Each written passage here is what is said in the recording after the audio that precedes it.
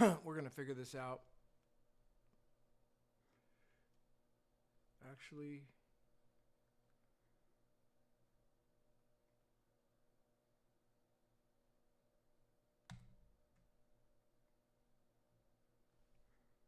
how do I share my screen?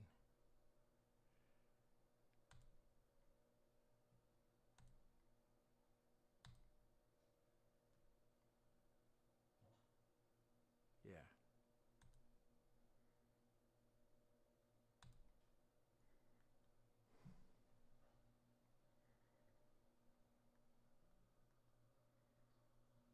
All right, share sound. Yo. Yo, what's up? Can you guys, can anyone hear me? Can you hear me?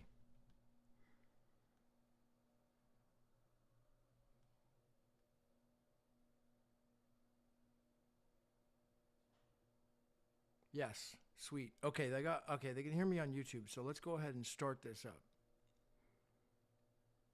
Wonder if they're going to be able to hear sound.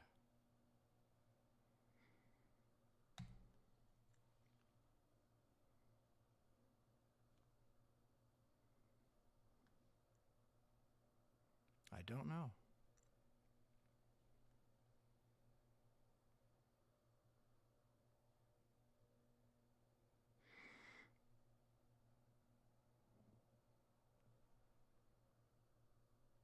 Okay, so how do I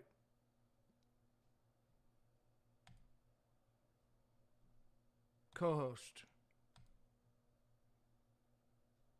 Hopefully she doesn't. Yeah, I don't think she has a lot of people blocked or anything, right? I don't know.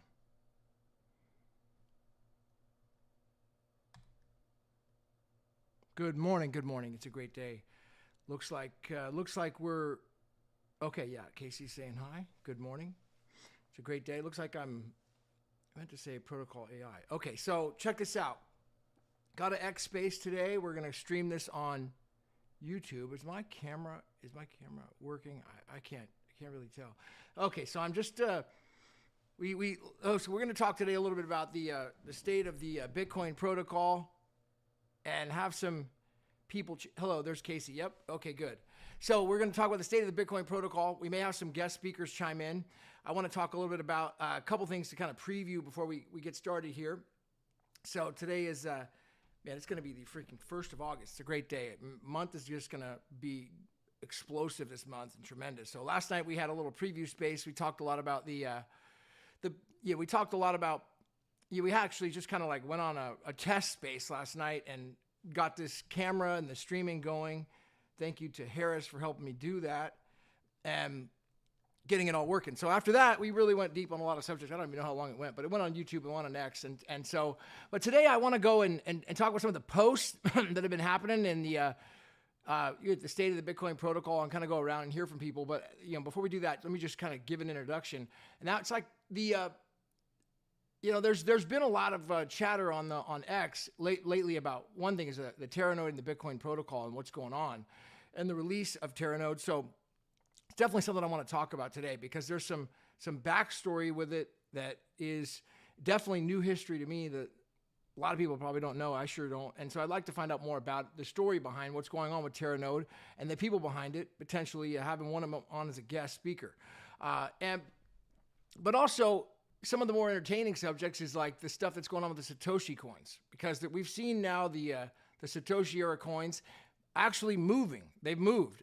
Not just maybe they're going to move in Satoshi's wake, but no, he's alive. Satoshi's alive. He sold I think it's $10 billion in coins, and he put a legal notice on his coins, did what's called a constructive possession of them, and it's like a legal process that he's going through, the Satoshi identity isn't revealed technically on the transactions. It's really anonymous, but it's definitely a Satoshi coins.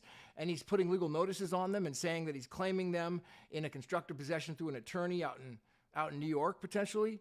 And that's, it's not an adverse possession. It's actually, he's got the keys. So he's got possession of the keys, moving the coins.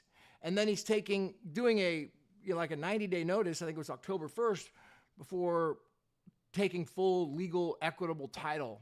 I think that's the claim. So that's happening on a bunch of different coins. It wasn't just one set. It was like a ton of them. Oh, I spelled Teranode wrong. Okay, sorry. Spelling is not my thing. So I do see the chat. So anybody wants to chat in the chat room, I can see it live. So I got this on YouTube as well, so we could chat on there, and then we'll have people come in. So Casey, good morning. You want to? Are you able to come in? I am. Good morning. I just hopefully changed the spelling of Teranode on there for you, but happy to be here. Happy Friday, everyone. Happy Friday. Yeah, we got our man Scott. If he wants to come up, feel free to join in, and good to hear. It would be good to hear from him as well. So. Yeah, but the back to these wallets. I mean, I've been watching the Satoshi. It's one of the things that Satoshi in one of his videos he did, and I talked to you about it last night, Casey. Is that he showed that French guy who made this post on all the wallets. Do you remember that? Where I don't know if you saw the video, but there was this website from France that it had a deep dive on what happened with the Satoshi wallets, and it had all the links to it. So it was taken down. Satoshi said it was taken down in a DDoS attack. And so maybe he could find it on an old, one of those old Wayback Machines, but apparently it was taken down. So they don't want the information getting out there about Satoshi moving his coins. Satoshi Nakamoto moving his coins. That's definitely something that is in the Coinbase initial filings and like as a warning, saying, well, there's a warning here, guys. If Satoshi ever wakes up and starts selling his coins, we could have an absolute collapse in the market. Now, I did a video last night. I haven't put it out yet, but there's another video that just came out talking about Michael Saylor, and it's pretty viral. I mean, it was like at 40,000 views last night. It only just recently came out. And it talked about how one man could collapse the financial system. Now, the story about Michael Saylor is pretty interesting because if you go back and look at his story from the late 90s and he started MicroStrategy, and with MicroStrategy, he actually killed it about $7 billion in liquidity with the company. But then, in some sort of an overnight panic, everybody sold by some SEC warning or potential legal action. And they sold all their coins, and he went down to 99% of his value, basically lost everything. And he was worth like $3 billion at the time. Jack Pitts tells the story on a couple of shows that I've done with him in the past. But what's interesting is this video makes the claim about how MicroStrategy is actually propping up BTC and what's going on. And it goes through a deep dive financially about what they're doing and how they're buying bonds to do it, and the bonds are at 0%. And the investors, when they take the bonds, their collateral is not interest. They get zero interest. Their collateral is potentially getting the BTC. So it's all about the faith in the BTC, the faith in the Ponzi. As long as the Ponzi keeps going up in value forevermore into eternity, then it's going to be great, and there'll never be a crisis. But what happens when people find out that it's not Bitcoin that they're holding? Wouldn't that cause a little bit of a upset people? I mean, hey, I thought you were giving us Bitcoin, and they say, well, we didn't, it was a little bit of a misleading advertising. We kept using that name, but he's got the crooked B, and it's, we told you it's just a crooked B. It's not really Bitcoin, but, we're just telling you, that's their notice, the disclaimer. It's a crooked B, so they want to just let everybody know it's not Bitcoin.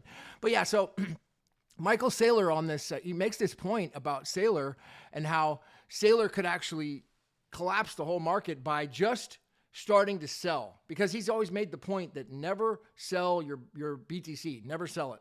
And if you sell it, you're bad and you're evil. So you never sell it, you only hold. But then there's this liquidity with Tether. So Tether's then Satoshi Nakamoto started selling all those coins, and you thought it would do a dent in the market, but then shortly thereafter, Tether put in billion here, another billion there. They start dumping money into the market. But what's happening as well is you got the Genius Act. The Genius Act is out, right? And the Genius Act is now saying that these stable coins got to be legit. And if they got to be legit, well, that takes Tether out. I mean, how are they going to come up with the money? How are they going to come up with the money? The SEC had already audited them and did an action in New York with the Attorney General, the state Attorney General there. And they already said they didn't have the money. They didn't have liquidity. And they paid a small fine, and they were bad, and they didn't go to jail, but they were wrong. They were found guilty. They settled the case. They didn't have the money. So somehow they've got to get legit in the next 3 years. I'd say it's a 24-month timeline. That's a long stretch for that. Otherwise, Tether's going to be out of the picture because the Genius Act basically legitimizes the stable coins, and everybody's got to be, on U.S. treasuries and auditable in basically 24 months, a little more, maybe stay 36 months at the most. Then in addition, there's the Clarity Act, because the Clarity Act then is going to make what's called the mature blockchains.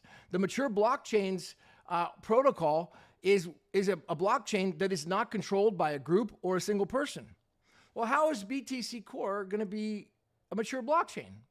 How is Ethereum going to be a mature blockchain?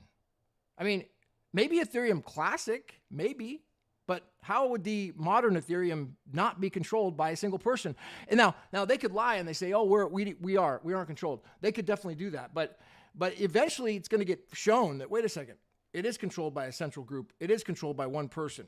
So how are they going to qualify as a mature blockchain? So that's also coming once it passes. That's another 24-month, 36-month timeline. So with that, along with this story, this video about the Saylor, potentially, clash in the financial market that just came out a couple of days ago, it's just I think it's a giving a warning to people about what's happening, because with the stable coins coming on, becoming legit, and then the funny money going on with the BTC and the Ponzi, I mean, I think it's just we've got about 24 months. I mean, I'm not saying, tomorrow nothing's going to happen. And one other point I want to make here before I open up is the original Bitcoin protocol. I'm going to make the motion that we should be long-term thinkers, and as a long-term thinkers, like a long-term planners, we're not trying to get rich tomorrow. If you're trying to get rich tomorrow, it's probably better to go and bet on like the global currency reset or something. I don't know, something else, because it's just not going to happen if you're trying to get rich quick. But if you're a long-term planner, like long-term thinker, and you want to really plan and build something like special, leave a legacy, this is how it's going to happen. And not only is it going to happen this way, but that point is that when the market crashes and the BTC and the Ponzi ends and all the Tether starts dumping and all this stuff, you don't want to be on those exchanges. So it's a blessing to get off of all those exchanges. And I think I want to make a motion to remove the original Bitcoin protocol known as BSV off of all those exchanges and only have it on like the ones that are, basically doing like Rock Wallet and Orange Gateway, and the ones that are doing this where they're onboarding people and they're not doing wash trading. So that's my motion. That's my little plea. I think it's a crazy idea, but I'm just thinking that in 2 years' time, if you're not on all those exchanges and you're not affected by Tether, then you won't be affected by that, because it's inevitable, dude. It's going to happen. This can't go on forever. It may just take 2 years, but we'll see. My little opening up, and I want to hear more from everybody. So, okay. Oh, we got Jay Paps. You're up, man. Good morning. Good morning. Good morning. First of all, just regarding your motion, 100% in agreement. Absolutely. These other exchanges, I mean, they're basically bucket shops, so screw them. Now, what I wanted to open up with is basically this. Look, what is the story with this Solomon Brothers garbage? These are very dangerous precedents. I mean, what is it? You just feel like there's an address that has not been that hasn't moved coins in whatever amount of time. So it's okay just to swoop in and steal these funds? Is this? I mean, listen, I'm not American. Is this legal? Is this the kind of stuff that is going to be able to go on moving forward? Because maybe I just want to leave some money to my kids or whatever, and I don't want to touch it for 10 years. I don't want to look at it. Let's just say I have no need to look at it. I'm in Antigua. I have no cell service. I don't give a crap about anything. I've set everything up back home. And what? I'm going to come back and find out Solomon Brothers took my money? Well, I have some comments on that, but I'm open up to hearing anybody else. Yeah. I mean, and I'll tell you something else. I mean, are these actual Satoshi wallets that they're trying to seize now? Because if they're dancing around the outer edge of the Satoshi-era coins, they basically want to steal whatever they can without spooking Satoshi. Then guys, let's spin up a law firm. Let's hire a law firm to go after the coins in Block 9. If they're so scared of waking up Satoshi, fuck it, let's wake him up ourselves. So I have some really good comments on that. But before I do, let me go over to Scott. What's up, man? Good to see you again. I miss you, bro. Hey, how you doing, Gavin? Yeah, it's good that you got this space going because it's interesting times at the moment, and no one really knows what's going on, do they? We're all guessing, but yeah, great that you've got this up so that everyone can come together and sort of debate their opinions. Yeah, thank you, Scott, for joining in. So let me just give my opinion on what I think the Solomon Brothers things means, Paps, and for everybody else. And this is, again, opinion. I don't have any insight. I don't have any firsthand knowledge of this. So, but let me give a little background as to what happened. So someone posted on what's called an op return on the blockchain, Solomon Brothers website with a legal notice on it. How's my mic? There's my audio running better there, Casey. Your audio is fine, Gavin, but let me ask Paps, will you please mute when you're not speaking, because there's some background noise coming from you, please. Oh, thank you. Thanks. Thank you. Yeah, so I'm muting. Oh, thank you, Paps. So so here's the thing about so they posted on the op return, they posted the Solomon Brothers website on some of the early wallets, Satoshi-era wallets. And with that, it went to a website that says, hey, we're taking, I think they even used the word constructive possession of these. Now, in law, there's multiple forms of title to things. You got like equitable title, legal title, constructive title, quiet title, like a pure title, all these different forms that are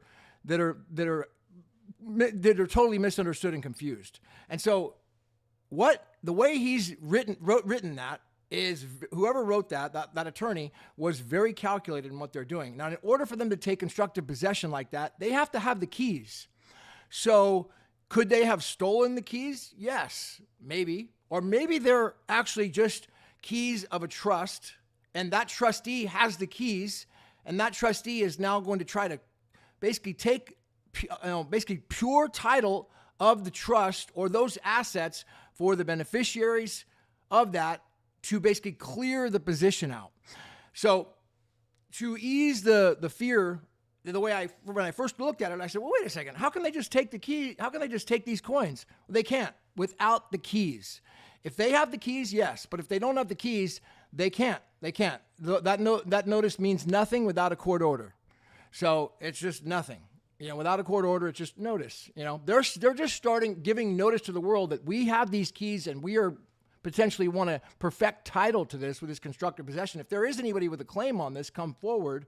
Otherwise, we are going to basically purify and quiet this title on this position so that nobody can ever affect it again. It's like basically a pure, clean title. The way I would see it is a really strong position for somebody if they have those keys.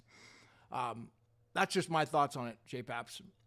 Open to hear your thoughts. Well, look, if that is truly the case, if this is the way it works, and the keys are required, fine. But that means what? How did these people get those keys? The way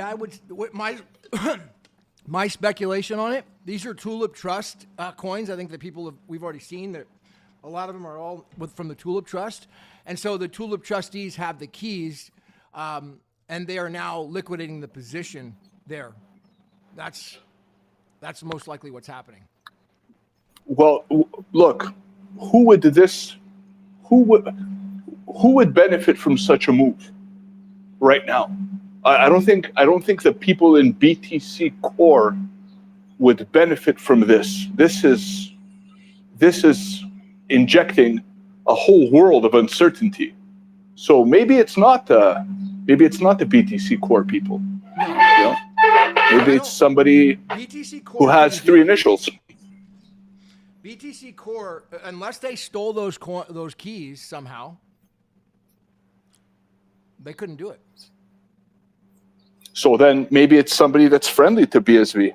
You know, I'm not going to start naming names, but well, I think that somebody was it BitCrash on X, Casey? There was a guy on X who posted about. He also did a deep dive on it, and I did a couple of videos on it. It showed that the coins that were moving were BCH and BTC, and they were liquidating at specific times and specific amounts, almost like they had a time lock on them.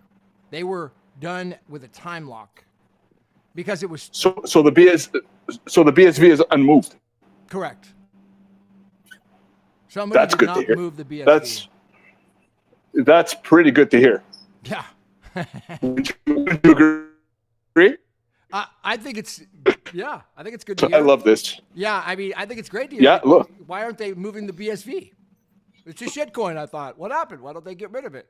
I don't know. The one issue I have with this whole thing, though, is that the legal notices are from a company called Salomon, and it looks like a fake sort of website. There's mistakes on it, and it's also, when you look at the people that are meant to be working for this Salomon brothers, it's all the original Solomon Brothers legal firm from, I believe it was the 90s or the early 2000s. So and obviously anybody can send an ordinal to any address. So do we definitely, if this was a legitimate sort of legal practice, why would the company not be a known legal firm? Why would it be sort of what looks like a spoofing of a previous legal firm? Yeah, that's true. I saw the same thing, Scott. Very good point. I thought, wow, that firm doesn't look legit at all. Now, I don't know the answer to that. That's a very, very good point. Because normally when you have a firm, you're going to be like, okay, here's the license number. Here's their license to trade and license to practice law. All that's going to be easy to identify. I couldn't find any of that. Yeah, same. Yeah. Same. Even the spelling is slightly different. That's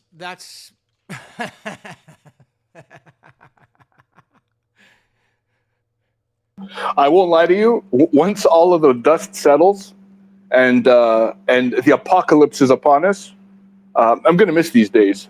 This is like a goddamn soap opera. I mean, it is interesting. If you have nothing else to do, like right now, I got nothing else to do. I'm on vacation. Yeah. This is one hell of a way to kill some time, you know? It's entertainment at its finest. Absolutely. Well, you got one guy who is motivated by revenge, and he's motivated by you know, think about this. Now, let's just kind of frame it this way. If you were sued by pretty much the entire world, and you were basically hated by everybody in the space by lawsuits and litigation and COPA and all these people, wouldn't you, and you wanted to do something legal, wouldn't you want to make sure that you had I would make every possible protection move to make sure it was 100% going to be clean and not going to be challenged, for one, and then also put as much, devastation on the other side, I guess, as possible. I mean, if you had that position, I think that would be. Well, look, as a normal guy, I mean, my mind is only going to work to a certain level when it comes to revenge, and to exact that revenge, you're always going to need some kind of resources. Now, if I were a guy with 20 degrees and a few billion in my back pocket, and I got screwed as badly as who got screwed so far up to this point, I would not like to be one of the people who did the screwing. Let's just put it that way. Because whatever is coming, if he doesn't look like we're talking about Mr. CSW, does not look like the type of guy who's going to get a slap and turn the other cheek. I mean, maybe he's turned it enough, but at this point, it's hellfire. Hellfire is coming. So, I mean, Take what you will from that, but from everything he has said in the past and the way I see the pieces moving on the chessboard, it's going to be something. I mean, it's going to be something. Okay, somebody's saying my volume is lower than others. That's why is that? Okay, so the chat. Somebody said there was not a time lock with those coins moving. I'm wondering if there's any comments on that. If anyone knows if it was a time lock or not a time lock. I don't have an answer to that, but it looked like it because it was well calculated. I mean, it didn't look like that could have been just done. I think it was done exactly at the same time with the BCH and the BTC. So would have been almost impossible to do it at the same time. Do we know if the I know BitCrash has been highlighting that there's been a lot of wallets that have started with one CEBERG Iceberg, and there's been I think it's 10 or 12 different wallets and a few wallets with CSW in the titles as well, moving coins. Do we know anything about that, or does anyone have any theories if that's related? Are they Galaxy? Are they being sold to Galaxy, or are they just being moved around?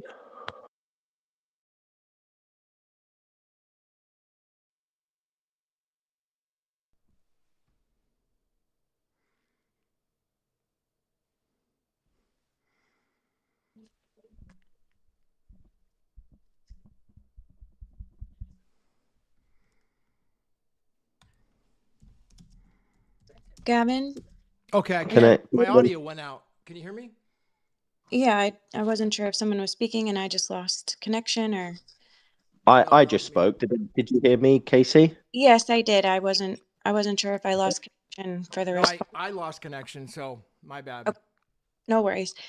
Yeah, I'm curious, after these wallets are moving, where are they going? Are they cashing out? Is there proof of this BTC being turned back into fiat? I'm not clear on all that. Well, I know there was an over-the-counter deal, I believe, done with Galaxy. I know they actually did a press release saying that they were involved with the sale of the coins, but I don't know. They didn't mention who sold the coins to them. I know, obviously, I'd imagine there'd be KYC, but yeah, I'm not too sure. Well, that's really interesting because the way that notice was written, I just don't think that the coins shouldn't have been sold already, in my opinion, because the notice gave constructive notice that they're basically going to take action in 90 days, but apparently they've already liquidated the position. So that just doesn't make sense to me that they would already have liquidated. But I saw the same thing, Scott. Those legal notices, I think, have been sent to thousands of wallets. As I see it, there's been a lot of wallets that have received those notices, and obviously not all of them have moved, but a lot of them have moved. And I believe so far, I believe there's 5 wallets that have moved that CSW has claimed ownership of via the Tulip Trust. Regards to the rest of them, I don't know who's moving him, who the owners are, but I know there's been thousands of accounts, thousands of addresses that have received that legal notice. Okay, how about what is the theory? What is the people's theory they put Iceberg at the wallet address, and they put these codes inside of the wallet address at the beginning, one Iceberg, and they keep putting it, and they have other written codes in there. Do you have any knowledge about that, Scott? Well, yeah, that's what I just asked when you cut out. Oh, sorry. I know that depending on who you speak to, some people. I was having a debate the other day about this, and I said, well, I think that takes a lot of computational process to actually create a wallet with what is it, 6 six letters. Obviously the one is standardized and they're using that as the I, but there's been literally 10 to 20 different wallets with Iceberg. So I really don't know, to be honest with you. It's all very confusing. A lot of stuff going on at the moment. Well, to go back into context, which kind of interesting here. I talked about this with Kurt the other day, and that was there was a post, I think it was in 2021, and with a long-term legal notice done by CSW, and it said long-term legal notice. We're going to be selling, liquidating a ton of BTC, a massive position on BTC, and then it talked about the Iceberg in that post. That was, I think, with 2021 on Slack. So that's where that history comes from, and people see the Iceberg. I think isn't that right, Casey? Do you remember that? I remember that post. Yeah, I remember that post. Yeah. So that's where it comes from. Now to see it show up, is that? I asked Kurt about that the other day about how hard would it be, Kurt, to have enough hash power to start customizing all your wallet addresses like that. And he's like, man, you got to have so much hash power. He's like, yeah, it could be done, but the hash power would be immense. You have to be a massive whale. I mean, he said, it's just unlikely, but possible. I've actually been running Greg Code and Lights Vanity SV, trying to search for 1369 BSV as a vanity address, and so far it's been just on my laptop, so it's not like high spec equipment, but so far it's been 8 days. So that I was obviously trying to find a vanity address that had 6 characters after the one, just as an experiment to see, on a basic laptop, what does it take? And then once I know how long it takes on my device, I was then going to sort of look at the specs of my device and then comparison it to what specs I would actually need to do it in a fast time. But yeah, so far it's been 8 days and I still haven't found a vanity address with 1369 BSV.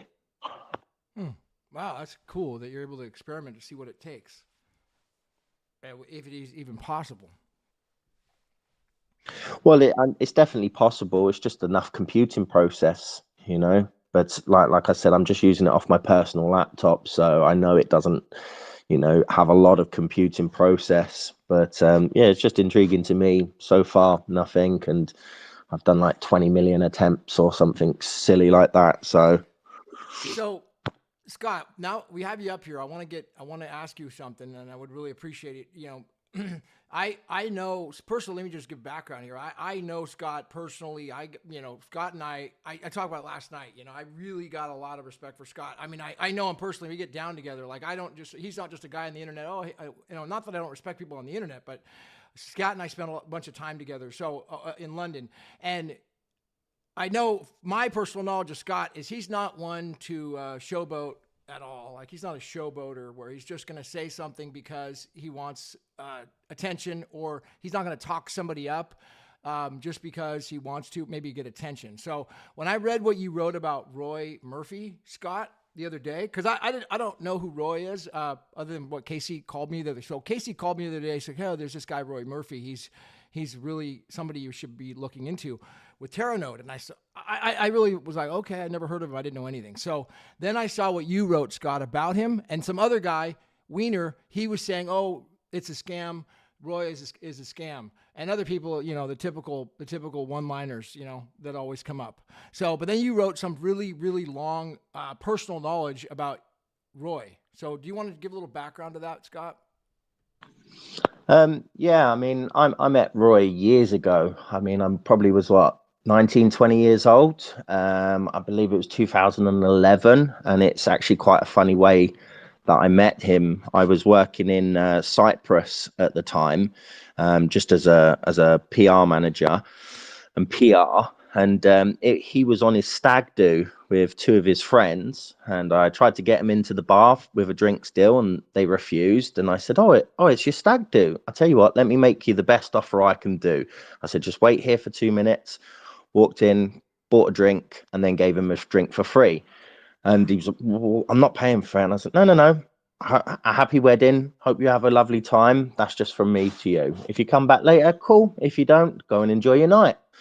And then they wandered off for about 20, 30 minutes and then ended up coming back to the bar. And yeah, we got talking. I then got off of work and ended up drinking with them and chatting with them.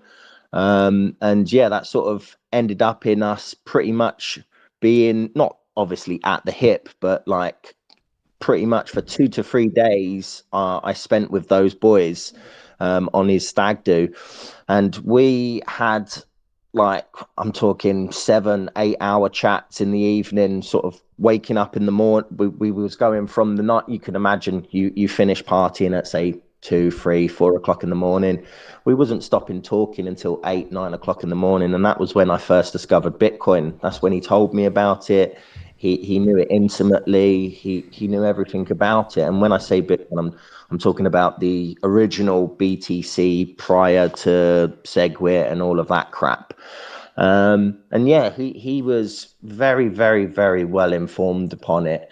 And then sort of we kept in contact through Facebook. We was Facebook friends for a long time, and then I believe it was about 6 years ago, I think it was, he stopped on Facebook and he moved away. And then obviously when I came onto Twitter, I didn't really like Twitter. It was only when Elon Musk took it over that I actually started appreciating Twitter. When I come on here, I sort of realized, oh wow, a lot of people Roy, and there's a lot of sort of mysticism about him. Some people love him, some people hate him. I think with Roy, there's a lot of things Roy says, and I don't define anybody based on what they say on social media, because of it's a troll world on social media, and Roy knows that he's playing to an audience that doesn't really like him with the BTC maxis. So I always take everything he says on Twitter with a pinch of salt. But Roy is a great man, very intelligent, very, very clued up on Bitcoin, very wealthy. Obviously he's probably lost more BTC than I've ever had in my life. So yeah, Roy for me is the real deal. Whether or not all of his claims are 100% true, I have no idea. How many, I ask anyone who has a friend who they're sort of long distance friends, I'd like to call it. We're not meeting up in the pub every weekend, but I say to anybody, do you know everything about your friend? And for me, no, I don't. But what I do take into factor is what my friends say to me in person, because there's a difference between sort of blowing your own trumpet online and then telling a friend a barefaced lie. And as I see it, and I'm pretty good with body language and pretty good at sort of, seeing people and working people out. Roy, I don't think Roy's ever lied to me. He's never made any huge dramatic claims to me. He's just been quite honest. He was the one who got me back into BSV, because obviously after we met in 2011, I went traveling the world, and then around COVID, I think it was, we had another honestly, I think we started the conversation about 8 p.m. I think we didn't finish on the phone until about 5 a.m. So big old long conversation, talking about COVID, talking about government, talking about all this, but especially we was talking about BSV. And he just sort of went through the whole thing about how SegWit was introduced and it got taken over, and how BSV is the real Bitcoin. Told me lots of sort of like personal stories, and yeah, that's when I sort of really fell back into Bitcoin again, because I wasn't traveling around. I had a little bit more time on my hands, had more stable internet access. Those claims that I posted, I believe it was about 6 months ago, 8 months ago. Me and Roy were just chatting on publicly on Twitter, and people were butting in saying, "Oh, he's a scammer, he's a fraud, he's a liar, rah rah rah." And I was like, "Roy, why don't you tell him? Show the people what you can do. You tell him some of your accomplishments." And yeah, he just went on like an autistic rant about all the things he's achieved in Bitcoin, all the things he's done, and I don't know 100% if they are exactly true, because I can't even follow the technicalities of what he's saying.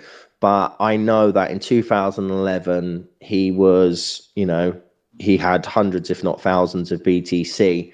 And he was very, very well versed on what BTC was in 2011. And I believe, if I could remember correctly, the price was just under $1. I want to say it was about 70 or 80 cent. I can't remember, but he knew then. So, what he says on Twitter, that's up to people to decide. But what I believe of him is, you can't know about Bitcoin in 2011 and be promoting it to everybody without having some information.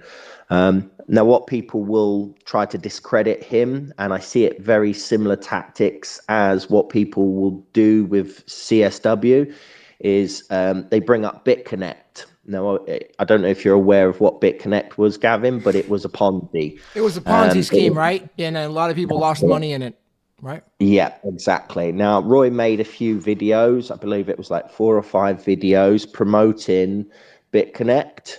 And now what that has caused is basically everybody to say, he's the scammer. He's the one who stole all the money. He's the one who created the Ponzi. He definitely knew what was going on. I've spoke to Roy about that, and Roy was just as much a victim as anybody else within the BitConnect. And if Roy was the perpetrator of that Ponzi, Roy would be in prison, but there was no investigation. There was absolutely nothing into Roy. He was just another person who sadly shouted the loudest with regards to those videos. And so that has, attached to him for life. The guy sneezes and they say, that's not a real sneeze. You're a liar. You're a scammer. So people are very divisionary about him. I think there's a few other claims he's made about running really fast and some other things that he said. And so people just jump onto it. But, they see the things. It's like CSW, they hold on to the things that are flaws or issues, but they never praise the things or the achievements that person's done. So yeah, Roy's a good friend of mine. I respect Roy highly. Very well versed on BSV and Bitcoin, and was an OG of Bitcoin. That was the first time I ever heard of it, was because of Roy. So 2011, you're working at a bar. You're like 19 years old, or working at maybe a promoter or something. It sounds like at the bar, and then you saw Roy and said, hey, how about a drink, or how about a promotion, and come in, and that's how you guys basically met. And then apparently, then you guys hung out that night as a introduction, and then he told you all about Bitcoin, I guess, at that point. And then was it because of that enabled you to kind of retire and go travel the world, or did that have anything to do with it, or what? Well, the issue is I never held. I sort of sold as soon as the big spike happened at the first point. So yeah, I used funds to travel, but I also was making money in resort as well. It wasn't something that I'll be honest, I didn't really care about it. I just sort of thought, oh, I got a bit of free cash. I'll put something into it. And then obviously when I did end up making a little bit of money off of it, yeah, I was happy. But to be completely honest with you, when you're traveling, I barely message friends back home, just because you're living in the moment. You sometimes you don't have, back then, having a smartphone, it wasn't a standard thing. I remember in the 2 years in Iron Apple, I didn't even have a phone. It just wasn't needed. So it wasn't like I was constantly on the internet and stuff. And when I'm going to internet cafes to message people and stuff like that, I wasn't really checking. It was actually a post from somebody that made me go, oh, okay, let's have a look into this. So yeah, I'm not an OG Bitcoin whale. I'm not a millionaire or anything like that. I didn't hold it until the things I just got out looking at a quick buck. But yeah, for me, when I spoke to Roy in COVID, I was like, okay, well, I'm happy how everything happened because of, I've had a great life, but I'm probably not going to make that mistake again this time with BSV. Seeing how BSV operates, seeing how the tech relates to the white paper, it feels like I've got another 2011 opportunity. The only difference is I'm not 19 years old, young, dumb, and full of cum. I'm now 36 and a bit more smarter. So. Hopefully my mic is better there. I don't know. I'm getting a lot of people saying that. Nano Joe, if my mic's any better, great. Give me a thumbs up there or comment. So Casey says it's fine on that because I think it's on YouTube that it's not coming through clean. So, all right. Thank you, Scott. Badass little background there on Roy Murphy. And so from what I've seen, Casey, did you want to chime in? Could you chime in a little bit on what's going on with Roy and this potentially what you understand about Teranode and what Roy is doing? Well, I mean, I did that interview. I shared it in the chat so that people can, read it and come to their own conclusions. And I'm just curious if anyone has actually tried to build with what he has deployed at this point. If anybody out there in the audience can come up and give their firsthand, comments on that would be fabulous because there's a lot of history with everyone in this space, and we've all been sucked into Ponzi schemes at this point. I think just trying to wade our way through and learn as we go, me especially. But at this point, it's like, does what he built work or not? And that's why I really was hoping that we could get some Teranode people in here today, and Roy, which he did say that he didn't realize it was 4 p.m. UK. He's only available later in the day. Like last night when we tested the space, he was there and almost was able to come up, but he thought we were doing this a little later today. So he's not able to make it at this time. I told him maybe we can schedule another one for a more convenient time for him and get this conversation really flowing where it's not all just people talking about him and we can speak to him directly. And I'd really like to hear people ask him specific questions on it work, what he's deployed, because that is the brass tacks. Yeah, I'd be interested in that as well because it's funny seeing the narrative when Roy was talking about releasing something, everybody was like, Roy's a liar, he'll never release it. He's a liar. Then when he did release it, everybody, well, I say everybody, the detractors were saying, oh, he's copied it, or it doesn't work, he's copied it. And my claim to them was, okay, well, if he's copied it, then why has Teranode been trying for 8 years? Like, if he just copied the code and it was already out there, then surely we should have had Teranode or some other version of Teranode years ago.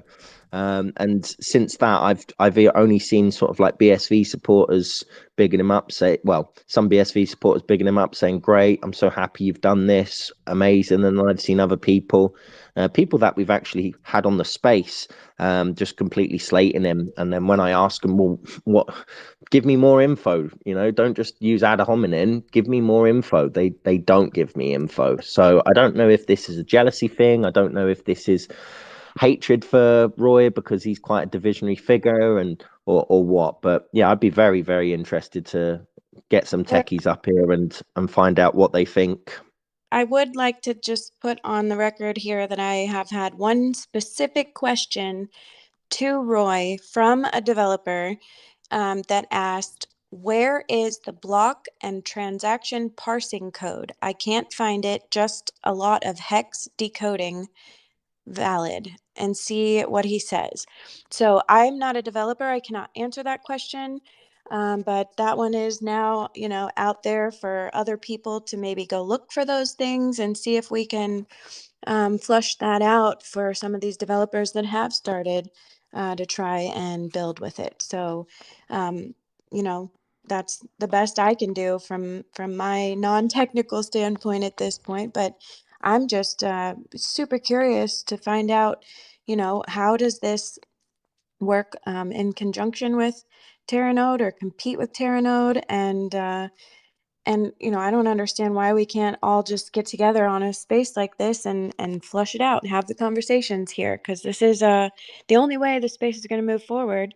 last night we spoke about, some really important um, services that merchants need, like the farm that I've been working with, to educate them on how they can start accepting BSV as payment. And, what they need specifically is an exclusive wallet that is only BSV. It doesn't have all these other cryptos involved in it, that has a CRM, accounting, and all these taxes and stuff solutions wrapped into one wallet so that they can generate their invoices right there at the farmer's market and get paid, and everything, the multi-sig feature where all 4 owners of the farm can get paid at the same time.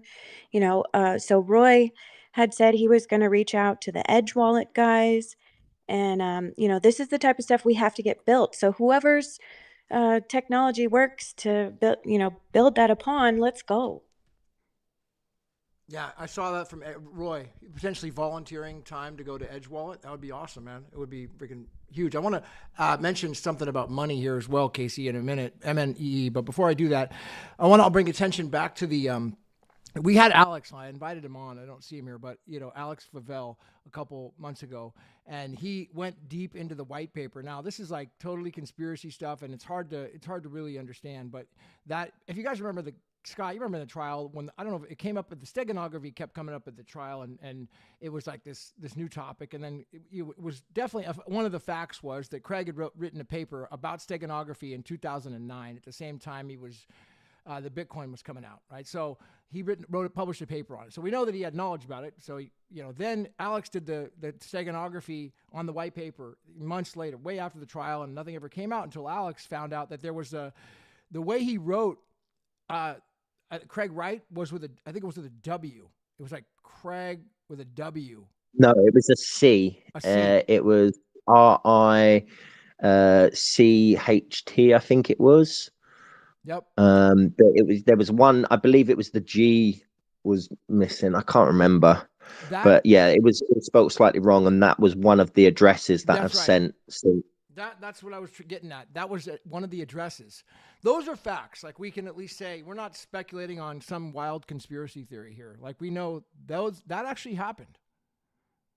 Do you remember the mic drop moment he did at the end of one of the days, where the last things he said was, I believe Mela said to him, "Can you prove your Satoshi Nakamoto cryptographically?"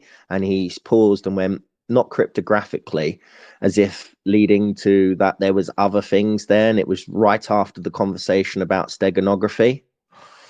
And then they ended the day, right? That's right. Yeah. After Miller asked the question, he didn't let him answer. Well, he answered, but he answered in that sort of Craig way, like, it's almost as if he's sort of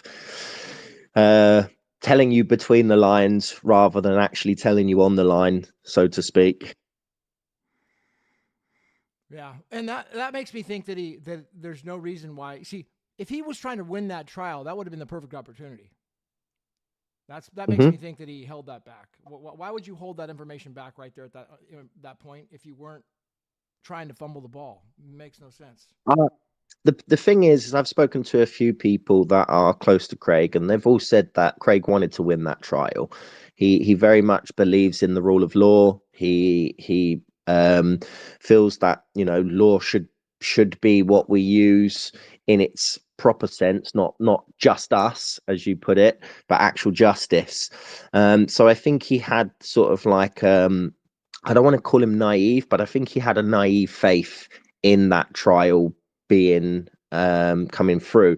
But obviously, what with Ager Hansen sort of doing all of his stuff, which he later was sentenced to a prison sentence for, and things like that, I think he sort of went into it with the idea that he could win it, but if he didn't win it, he had a backup plan. That wasn't like the last hurrah, so to speak.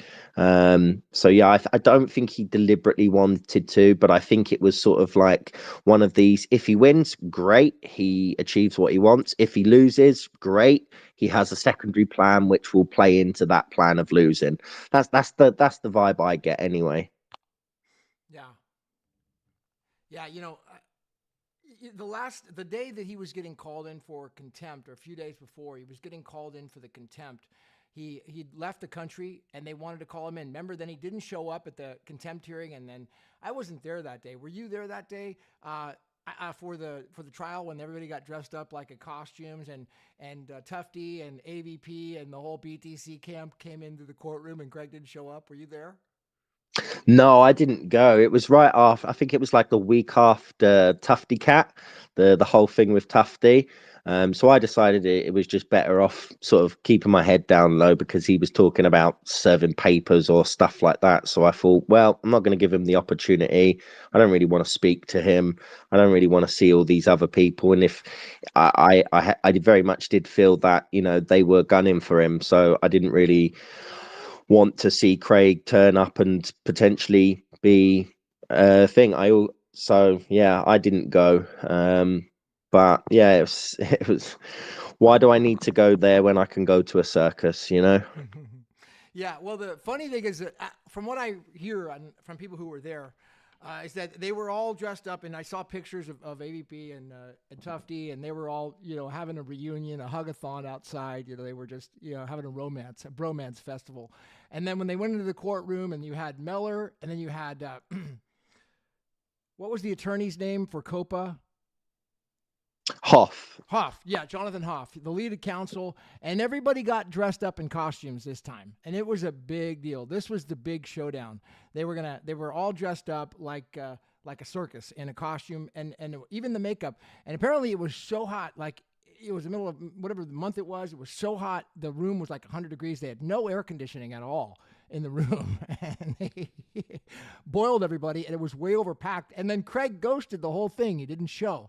And so then after that happened, Meller was so upset, he moved the hearing, and he basically moved it back to the regular courtroom, and the costumes everybody got out of costume, and most of the people went home.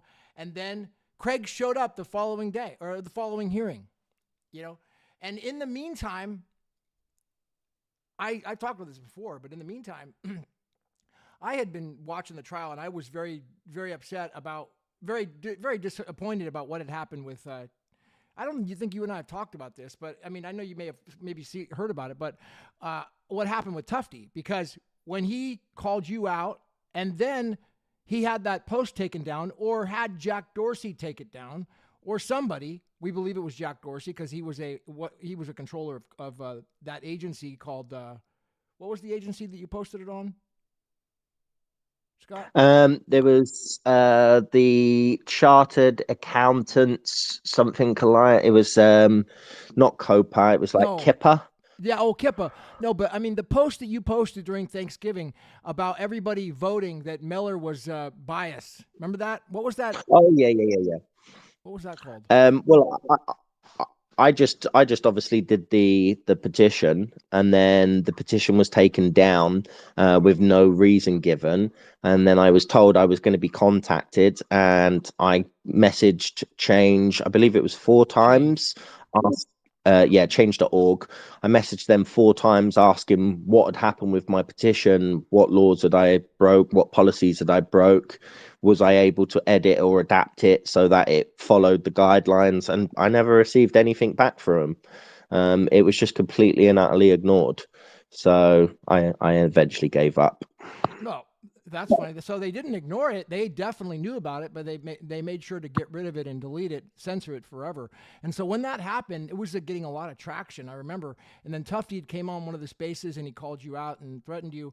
And then he had this thing taken down. And then Truth had sent me a bunch of things about how he did a bunch of research, said, wow, look at this. Jack Dorsey's actually one of the guys who is the controlling interest of change.org. What a coincidence. Also, the founder of COPA. What a coincidence that was. And then here he is taking it down. So I said, this is bullshit, and I said, I'm going to write up an affidavit. And I said, I wrote up a legal affidavit on everything I knew that had happened in the case.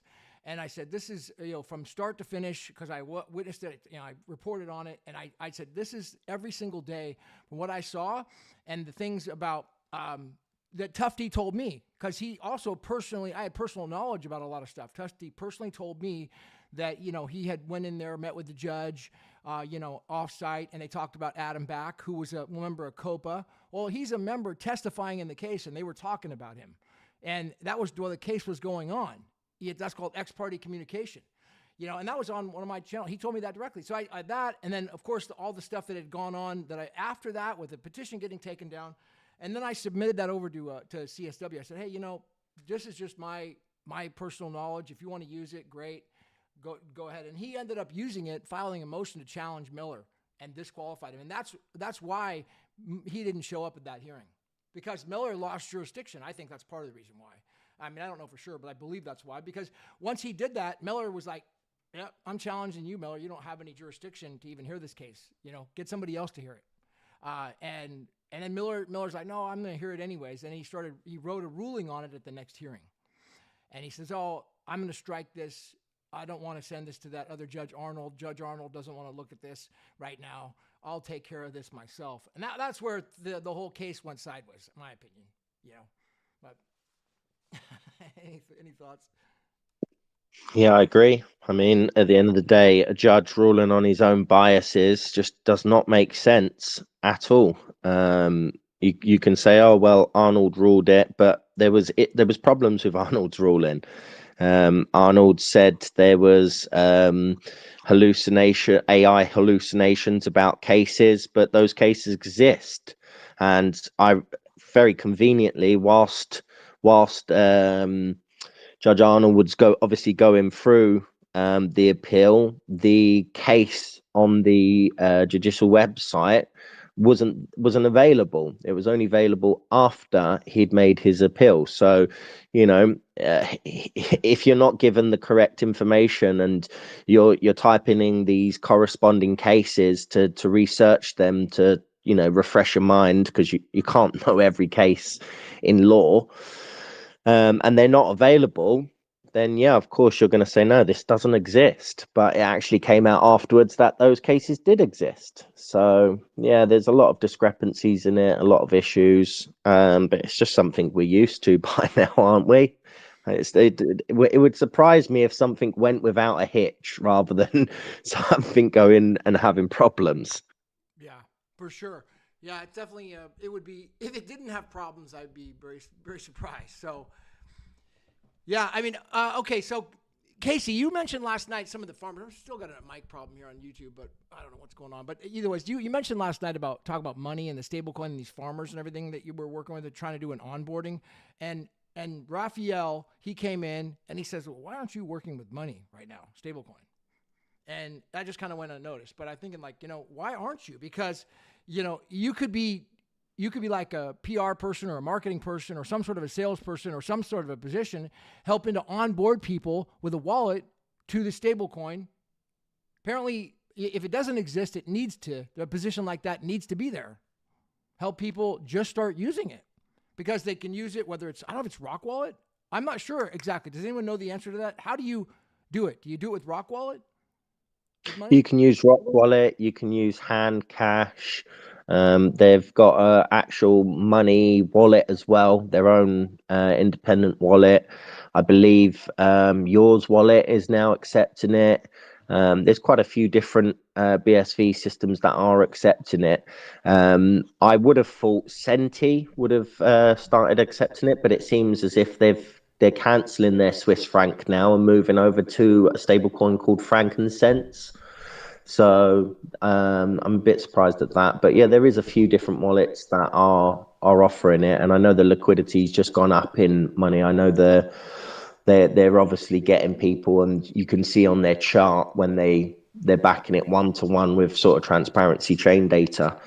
So it's great news for money coming forward with the Genius Act, but I have no idea why people are using it. I guess it's probably because of an association to BSV and an association to Calvin. That's the only reason I can really think. But then why are people using USDT rather than USDC? USDC is fully backed and auditable and open, but yet people still use USDT, which is basically a Ponzi. So Yeah, it's interesting to why people don't use it and why people do.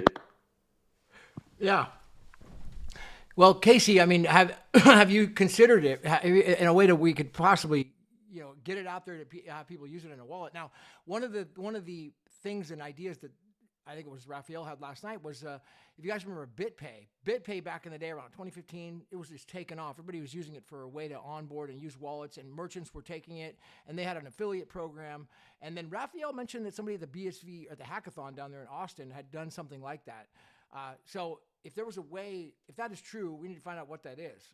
And they could somehow interlink everything and have an affiliate program just to have people start onboarding and using it, like BitPay.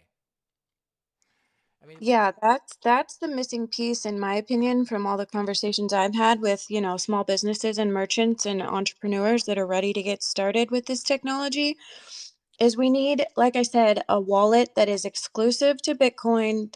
It doesn't play with all the other cryptos, that has a CRM, accounting, plus payments all wrapped into one, where they can track their sales. They can start building a list in BSV where they can then reward their list for taking certain actions, going and checking out their new scone flavor that they just launched or whatever it is.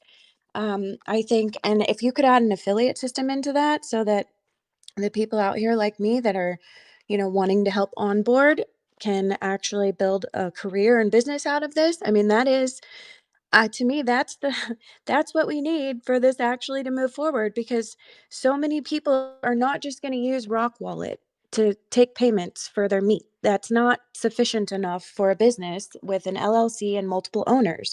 We need multi-sig. We need, like I said, to where they can have their taxes paid instantly and they don't have to even worry about all that accounting. It would take away the need for the personal accountants and all these things. That is where this whole conversation today, I hope we can, and the conversation last night, whether it's Roy or somebody else, I don't care who built it. Please, somebody build that, because that's what is holding everything back, in my opinion.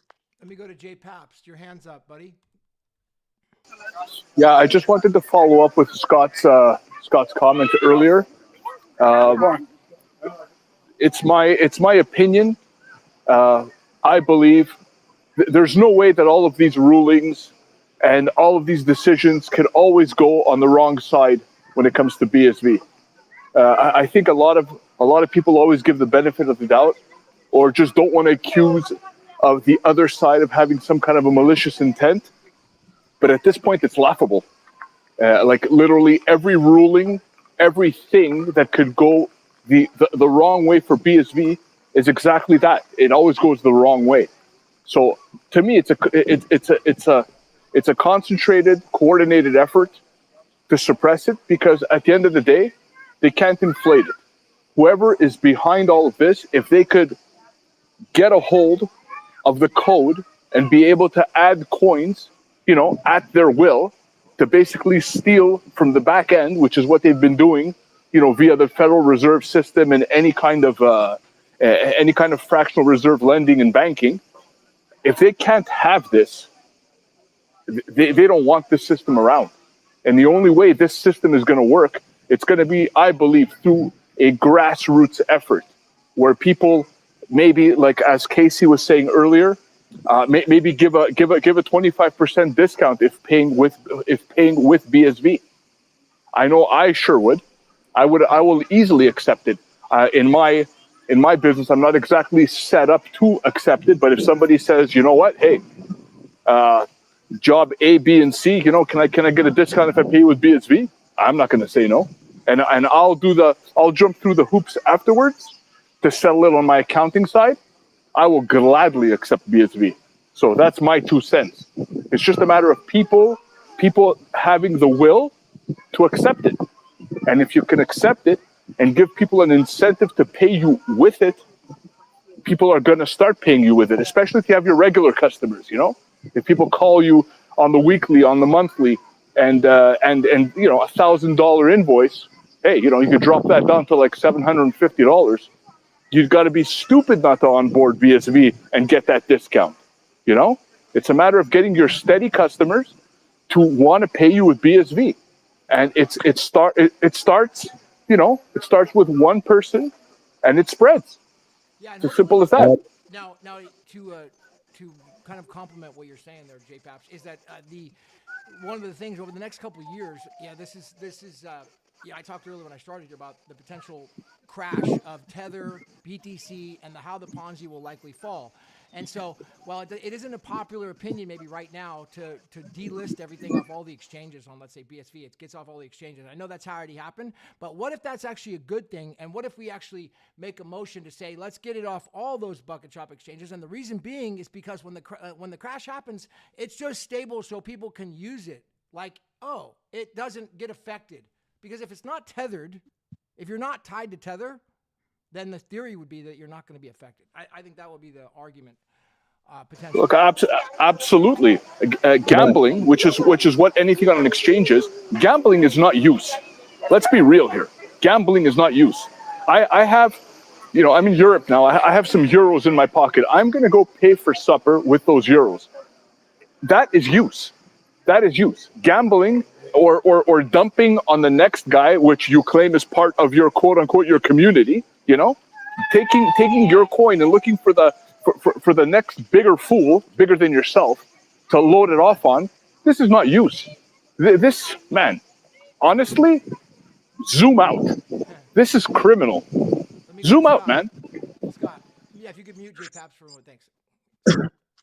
So, as somebody who has approached multiple different businesses to use BSV, and I'll tell you a little story about what happened with Jay's Medi Vape Lounge. So Jay's Medi Vape Lounge was the first medical cannabis lounge in the UK. It was fully legal. If you're a prescribed cannabis patient, you was able to go there and socialize with other patients.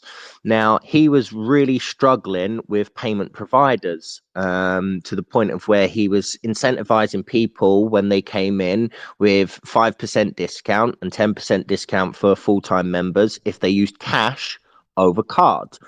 And the reason this was because of firstly, the first payment provider froze his account when he had something like £4,000 or £5,000 in there because they felt that the business had illegitimate purposes and it wasn't a business that was standardized for their processing, i.e. they didn't want to be like drug money running, even though they're not selling drugs or anything like that or selling cannabis, they were just renting out vaporizers.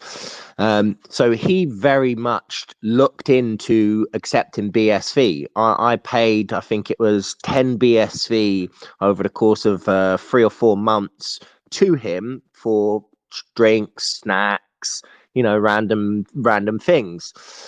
Now, the issue that he had is to get the BSV onto the customers in the first place was very, very difficult for him. And I suggested, well, why don't you just be the exchange? Why don't you just go through the hassle and buy, say, like 50 BSV or 100 BSV? And then when people come in, say, let me top up your account. How much would you like? Oh, you want £50 worth? Well, at the time, let me put 1 BSV on there. He didn't want to do that because he felt it wasn't a legitimate process. He said, well, imagine it if it was pounds. Imagine someone comes in and they say, hey, can I spend in euros? And you go, no, but you can buy my pounds with your euros. Then he would have become he would have been a money exchanger, and so therefore he wouldn't have been legal within his business. And what he found was the biggest issue was that nobody could buy BSV.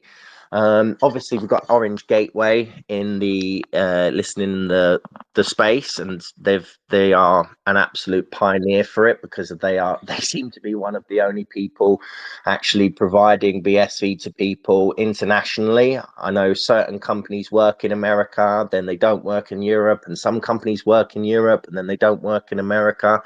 And so his real issue was, how does the customer buy BSV super simply, super easy, so that they can just scan their card, or scan the QR code and pay for it there. And then his second issue, which he said was, okay, let's say everybody pays in BSV now. Let's say I'm only accepting BSV for my business. How do I cash it out? How do I sell that BSV to pay to convert it to fiat so I can pay the gas bill, so I can pay the electric bill, so I can pay the rent? These were the two biggest problems that he faced in accepting BSV. So I think we talk about, let's get it off exchanges, let's get it off exchanges. It's a double-edged sword. It's a good thing because then they can't manipulate the price if it's on exchanges. They can't delist it, causing a big drop in the price if it's not on exchanges. But then if it's not on exchanges, then how do we get it? Yes, Orange Gateway are a good exchange. They're supportive of BSV. They understand, BSV is the real Bitcoin, but they're still an exchange. So how do we actually get the Bitcoin if we don't have it on exchanges? I think that's the biggest hurdle people are going to be faced because of, cool, buy my eggs, buy my meat in BSV. Well, how do I get BSV? Oh, well, just download this wallet, the FAMP1 wallet, the Gateway wallet, or the Handcash wallet. Okay, cool. Well, how do I get the money on there?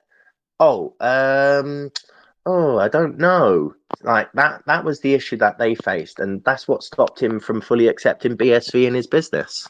Right, and that is actually the problem that Lament is having, and I think I'm sure a lot of other businesses are having as well. And we actually found a solution for it, but the problem was the legal potential. Okay, so the solution was actually done by the people at Solana. What they did was they encoded the code when you take a payment in the Solana USD, I think it's USDC, they track it as I think it's a currency payment, not a crypto payment like the MICR code.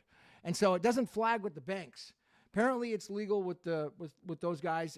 I don't 100% know, but that's how they got around it, and it works. And so what they're doing is, like, you could just buy let's say $1 or $5 worth of it with 2 clicks, and it onboards, and there's no flag with the bank, and it just instantly creates a wallet when you buy the product.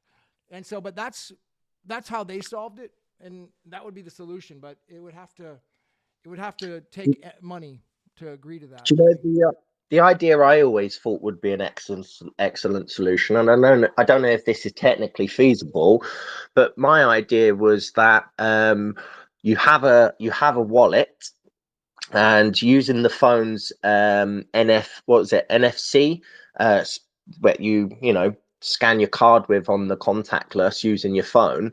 I always wondered, would it be possible using your phone to scan a debit card or a credit card with contactless, and then the money would effectively go into an account on that wallet as fiat, so you don't have to worry about any type of transactions or anything like that, and then you could swap it over to BSV, or vice versa. Could it be paying for BSV and then it swaps the thing? But I always like the idea of doing it directly with your phone. So the app itself, you just take your NFC contact on the back and then boop, scan the card, because I think that's like the most direct way that you could physically pay for BSV is in person with your debit card, pay for it there and then using the NFC scanner tool on your phone. So that was my idea. It is a good idea. Let me just comment on that. Now, there's a couple things that are really exciting that could happen on that. I think that are going to happen, because now that the Genius Act has already passed, that means it's the law. This is not theory. We don't have to speculate. We know that the U.S. has completely gone and adopted stablecoins. So what the U.S. is going to do, is already planning on doing, is they've started to map out a new infrastructure for how the stablecoin rails could potentially work. And Bo Hines is already putting out documents on that. It looks like it's going to be Bo Hines as pretty much the head guy on that. And so with that will be the gateway. Now, how they get over to Bitcoin, that has yet to be passed into the law yet on how that will imply. But they could instantly onboard legally to the stablecoin, like with a phone, and then it's all compliant with the Genius Act. So they don't have to worry about, is it legal to go to a Bitcoin? Well, that's not quite That's the Clarity Act has to pass. Once the Clarity Act passes, yes, potentially. But so not yet. But I think that's where we're going. Soon, once the Clarity Act passes, then it will be both Bitcoin, like the original Bitcoin protocol, as long as it complies with what's called a mature blockchain. I don't see how BTC is going to comply with a mature blockchain. I don't see how it's going to fit. Because you can't be controlled by one person or a core group of people to be a mature blockchain under the Clarity Act. So it's a really important nuance, and I think that's going to be the first thing that will happen is going to be the onboarding to stablecoins. Yeah, it's interesting as well because obviously Bo Hines was one of the gentlemen that Brian Doherty and Alex Mann they spoke to, and it was interesting that in that stablecoin act, the crypto, I forget the name and the title, but they released it, I believe it was yesterday or the day before on the White House website. There's actually a quotation note of a CoinGeek article talking about the foundation, and Craig Wright's name is mentioned in there as well on the references. So it's very interesting to see, we did that space with Brian and those guys months ago, and to see them persevering, going to the White House and speaking to all these senators and governors and people like that, and now to actually see the way that it's worded is sort of like every BSV would be like, yeah, that's great, that's exactly what we want, but yet BTC as a Trump in it as saying, oh, this is about us, even though BTC can't conform to those standards that are written within that act. So yeah, very interesting to see the wheels turning. If you were Bo Hines and you were inside of the White House and the organization, wouldn't you want to keep the let the guys at the Ponzi doing their thing for a while as this is all getting ready? Or would you want to tell everybody, hey guys, the Ponzi's not going to be around anymore. Don't just get rid of it. Or we're going to be using this. Would that be really what you would do? No, that would be stupid. Well, yeah, the issue is obviously Tether are the largest treasury bill holders. They're the ones who hold, I think it's like what, 116 billion in bonds, in American treasury bonds. So I feel like the government has to play it carefully, because they almost have to give the rope for Tether to hang themselves, because if they go and attack Tether, then Tether are going to be like, right, well, we're dropping all these bonds and we're going to try and not collapse the US market. Obviously it's only 100 billion, but we're going to try and affect the US market. And obviously with China selling their bonds as well in the tariff war that they had and all of this, I think they're sort of keeping them close to the chest and keeping them within the thing so that they can fail off their own accord. They don't need to attack them. They don't need to. They already know they can't back the currency. So yeah, they don't need to attack Tether at all. I mean, the best part about the Genius Act is it's just legal. It's the new law that's passed, and so now the attorneys at Tether are all realizing, okay, well, we've got 30 months or so, or maybe 24 months to really get our act together, or basically we're out of business. I mean, or we're going to operate against the law. We're not going to be compliant in the U.S. anymore. So it's really up to them. I mean, it's like they got time to get their act together, liquidate all the funny money. I mean, they've got to be completely legit within that amount of time. That's their timeline. So, but it doesn't seem like they're interested in doing that in what I'm seeing. At least that's not the direction they appear to be going. So, we'll see, right? There's a post here by SCS Donald. It says, how does someone selling 80,000 BTC not crash the price? Simple. Right now across the exchanges, there's over 40 million BTC listed for sale in total. The illusion of scarcity is just that, an illusion. And Tether into the mix, which can conjure billions at will, and it can easily cover double that volume without flinching. That's about it. It just isn't free market. It's theater, and the script is written in fake liquidity and smoke. So anybody want to come up, Casey, that I see somebody's requesting. If you have any comments or questions, feel free to jump in.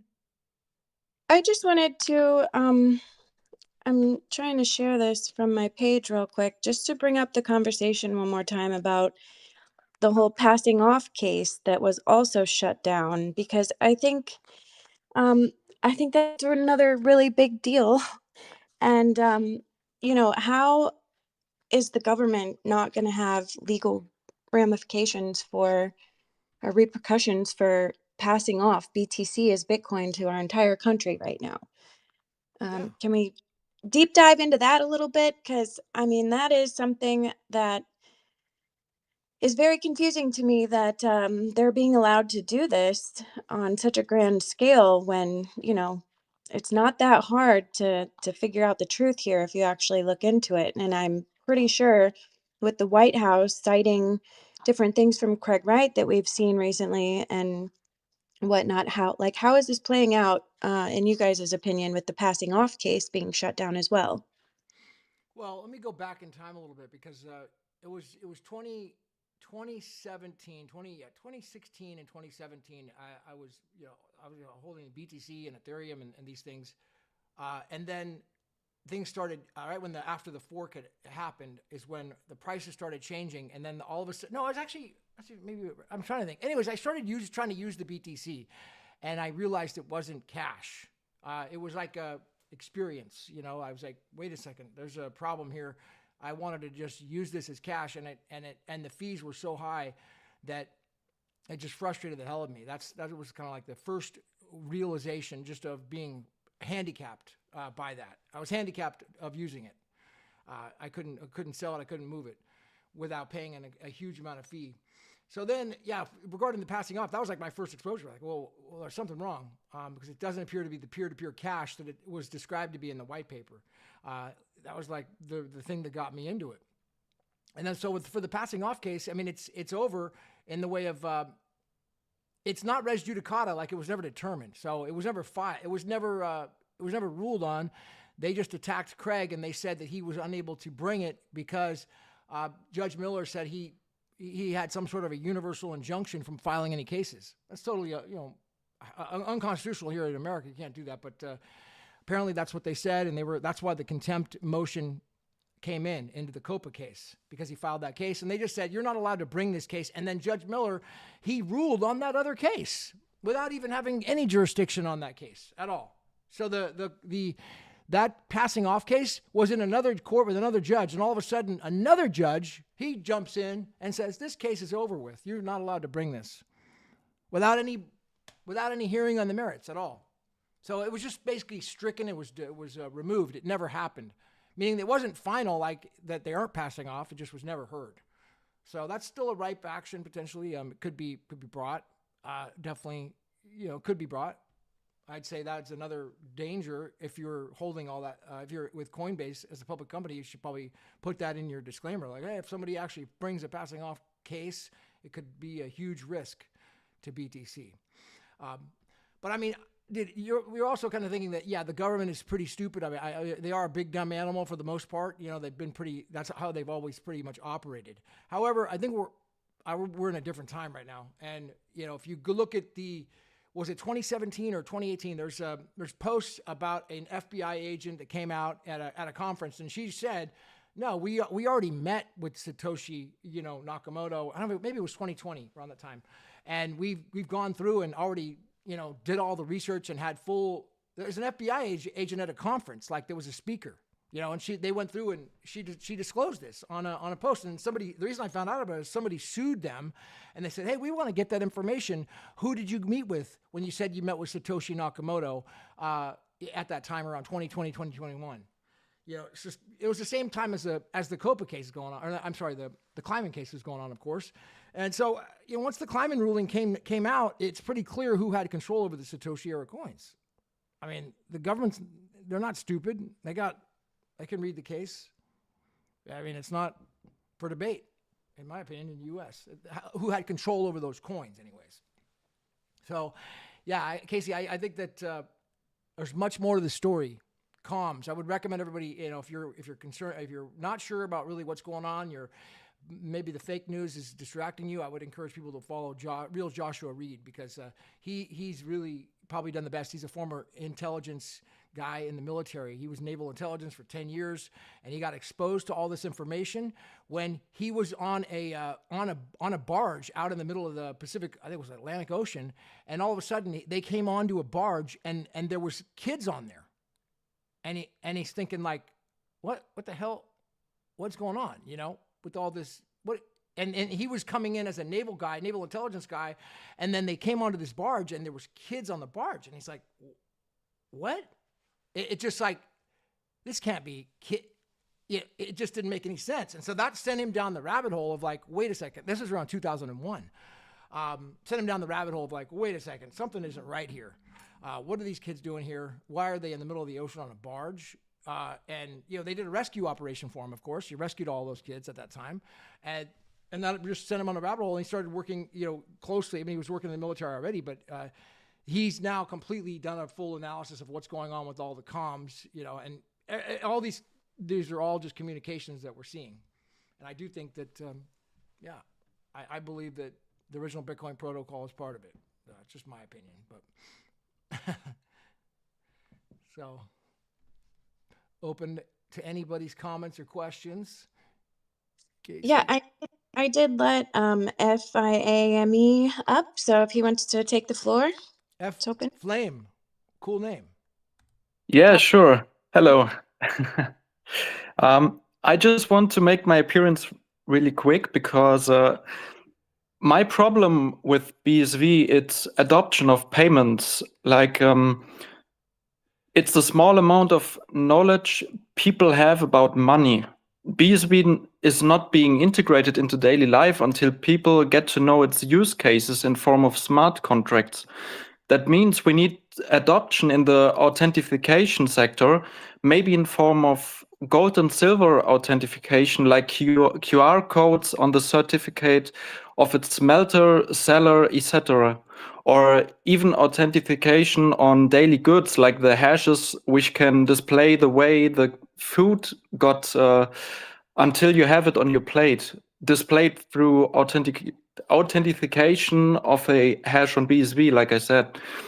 Things like this will introduce the use case. If you tell a normal person, like, use Bitcoin or get fucked over by the life cycle of fiat currency, it's a force they often reject, at least in my experience. Bitcoiners, I know, mean it with the best intent, but without proper knowledge, they won't even recognize why they should know what their money does. There is people that are currently doing that. I know there's a gentleman in Italy who's doing product passports on his truffles, on his olive oil. I know also Alex Mann is doing something with weather stations for farming and things like that. So I know there is people that are starting to do those sort of like from farm to fork sort of chain analysis using BSV. I think it's just we're just at the start, Yeah, sure. I mean, we also have 30 hash. Like I just saw like some months ago where they pumped up the transactions daily. That was very nice. Yeah, so 30 hash are doing big things all the time. You have Certa hash on your background, Scott. Can you describe why you have that on there and what it means? I just think they're one of the most forward-thinking companies in BSV, to be honest with you. Apart from obviously like established people like Rock Wallet and Handcash and things like that, I just think they've really sort of looked at it in a different way. I think they've taken the sort of enterprise usage motto and they've really run with it, because if 30 hash isn't something that really is presentable or appealing to your everyday person, whereas in Handcash it's like, oh cool, yeah, I can do games, I can do this, I can do that, so that's more like looking at the customers, whereas and they seem to be doing it very successful enough to go and speak to people in the White House, but they've really taken that enterprise usage, the plumbing, as Craig will always say, and they've really run with it. And I just massively respect them. And plus, I met those guys at the Block conference, and they're really, really cool guys. So I massively support them. That's why I put it up. And obviously, at the time, there was a lot of confusion about where the transactions were coming from, and so I just sort of put that up there so that people know. And also, I approached Guinness World Records to see if it could be certified as a world record as well, and never received anything back from that. So yeah, it's just another way of publicizing their achievements, really. Right on. That's okay. Well done. Thank you. So plan on doing a space with Roy. It sounds like, Casey, we're going to do it at like a nighttime space. We'll follow through on that and have him on when he can schedule. But in the meantime, we'd started with the Satoshi wallets and all that, all the stuff moving. We talked about the Teranode. We even talked about the COPA case a little bit, going back into that. Your comment there, Casey, about the hopefully I addressed your comment on the passing off claim. I have some ideas on that and other comments I could share offline about that.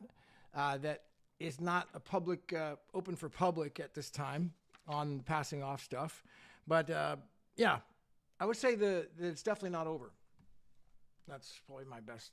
I mean, it's definitely not over. It wasn't finally ruled on. So There's going to be a lot of really upset people when BTC does something, and a lot of people continue to lose money. I mean, we already have seen that many times of people losing, their whole life savings in this space. So, there's a video that came out, and I'm gonna post it in the next day or two as well. I'm gonna comment on it. It just came out. Bruce had sent it to me, and it talks about how can one man crash the financial market, and it talks about Michael Saylor in his position with microstrategy, and it kind of gives the entire background about microstrategy and how microstrategy started back in the 90s when it first went through this and collapsed, and then how they're actually able to buy BTC through bonds at 0% with their investors, and the investors are collateralizing the BTC. And if the faith and as long as they never sell BTC, and as long as it never goes down in price, then it will continue on forever. But if at the moment that people lose faith, they start selling the BTC, or if Tether collapses, with the Genius Act, or if there's any low faith in it and they start having to sell their position, the video basically makes a very good 5-point, very detailed financial analysis as how it would cause a collapse. Now, I don't think it's going to happen tomorrow, but I really do believe that this is about a 24-month timeline. It's a high-risk situation to be involved in with that right now, because with the Genius Act and then the Clarity Act coming out next, it's going to be really, really hard to become a mature blockchain for BTC. And if they're not a mature blockchain, that means that there's security. As a security, they're just under a whole different set of laws, so they just are not going to be qualified for the commodity regulation under the CFTC, so it changes everything at that point. It's about I just think that is a super important video that's out now, and I'll repost it on my page, do a video on it to talk about it. So look for that the next day. Man who collapsed could collapse. How one man could collapse the financial system. It's out there. So, well, let's do like final thoughts here, Casey. Why don't we start with you? Sure. Yeah, I just wanted to, kind of bookmark in everyone's mind here about Gate to Chain. They have some really great ideas in regards to working with farmers markets and meat producers and people, where we can create like a Know Your Farmer seal that consumers will recognize as a mark of quality, backing the full traceability and transparency of their products. In the days of this mRNA being pumped into meat and all this stuff, I think this is just so important to continue with the momentum we have with the 55 Coyote Farm.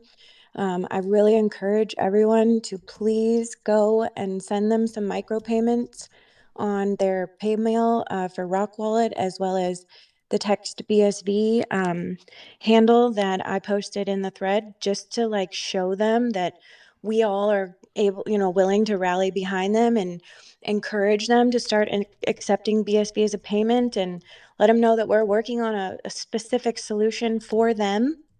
Also, the Gate to Chain guys have offered to come with me to ozarkshomesteading.com's event that's happening in September, where we're going to set up a booth for BSV and blockchain to talk about, how we can create this food sovereignty and give them a choice in how they accept payment, for their products. So stay tuned for all that. We will definitely have a space with them soon. And yeah, just I really appreciate it if you guys go show them some love. They are having a conversation and doing some of their own research between the 4 owners. It's 2 amazing couples that own this beautiful farm. And only one of the people have really shown the interest and had conversations with me so far. So he's working on educating them. And anything you guys can do in the comment section of that thread to encourage them, and also, you know, sending them the micropayments would be greatly appreciated on my part. So Thank you. Okay, we got Scott, J Paps, Flame. We'll go to you, Scott, last. Let's start over there with Flame first. You're on the stage. Why don't you give your closing thoughts here, if you could? We heard from you earlier. Ooh. I'm just quite a very careful listener. My thoughts are like, I'm just ready to whatever will happen the next days or weeks. I'm very hyped up. So yeah, that's all I can say right now. Definitely exciting to have the knowledge that we have right now at this point. You know, it's a super exciting time. You know, there's no better time to be alive in this space, in my opinion, than right now. Mr. Ben, you're on stage with us for the first time. Mr. Ben, unmute. How's that? Can you hear me? Yeah, I can hear you. Great. Sorry. Yeah, sorry. I was away and then I saw you just wrapping up, but I just wanted to jump in quickly about money. I think it's a sleeping giant. I think what's the most important thing right now is the race to be the dominant stablecoin, the world dominant stablecoin. We all know that USDT is a complete Ponzi, and I think its days are numbered, but we've been saying that for a long time. But what I've been thinking is my little theory been going on recently is that what's been going on with the 80,000 BTC that were moved, but they were a nominal sale. So there wasn't any cash changed. There wasn't any, so they were moved into something else. And my feeling is that, it's purely speculation, of course, is that the sale, this 80,000 BTC was moved into US treasuries. The US treasuries could then be moved or used as to stabilize money. And if you look at money at the moment, the market cap, it's completely stable. It's all of a sudden it was very erratic for, well, not hugely erratic, but it's been bouncing up and down. But recently, or the last few days, it's just been completely smooth. I saw that. It almost looked like an error, though. I mean, how can you explain that? It was just flat. Well, it could be. Line. What does that mean? Unless the liquidity, a huge amount of liquidity has come into money, which has stabilized the price. So my theory is, if you're, let's say, $1 billion came into money, is that what you're like? Is that what yeah, you're in US treasuries. Okay. So that is your backing. That's what you've got behind it. So you have the treasuries, because the sale has gone somewhere. We don't know where it's gone, and it's as you say, it's a nominal sale. So it hasn't been changed into cash. It hasn't been changed into anything else.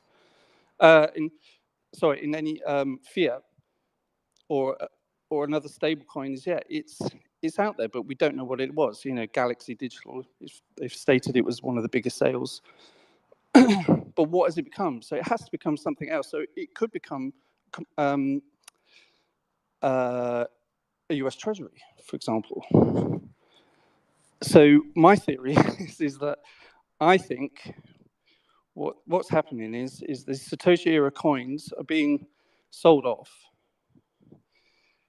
They won't go into BSV, not directly. It will go through via money. So what you do is And you remember, what's the most important thing is being the dominant stablecoin around. And if these BTC, the more they pump BTC, the more liquidity these Satoshi-era coins become, they can be sold off, become into US treasuries, which could then be going to money. Money would then become one of the most dominant stablecoin ever. And if it's in USD, that could also turn around the national debt of the US. So the most important thing is that we're going digital. Everything's going digital. So it's becoming, the race is on, whether it's the digital euro, the yen, or whatever it is. But in order for the US dollar to remain important, the dominance, it has to win this stablecoin. And that's what the Genius Act is about. It's all about winning that. It's about getting, that's how I see it. And why is it called a Genius Act? Because I think what they're going to do is use Bitcoin, ultimately, obviously BSV. But BSV won't be used as a day-to-day payment. It'll be money. BSV will be the rails it runs on. And then BSV will be the rails that IoTs run on, data's run on, everything's run on. But it won't be the money used as a peer-to-peer as such. Because a peer-to-peer could also be machine-to-machine, IoTs. So, but I think you've got to keep a really close eye on the market cap of money, what's going on. Dude. And as it increases and the stability's there, and it's running on the only digitalized commodity available. So it has everything. It's ticked all the right boxes. So if the US government are knowing this, they could be working with or preparing for this, working with money. It's very low key. It's only at 619, or I think it is at the moment, on coin market cap. But I tell you, I'm like, this is it. This is the one. This is what's going to turn the US debt around 180 degrees. Well, it's all a bit.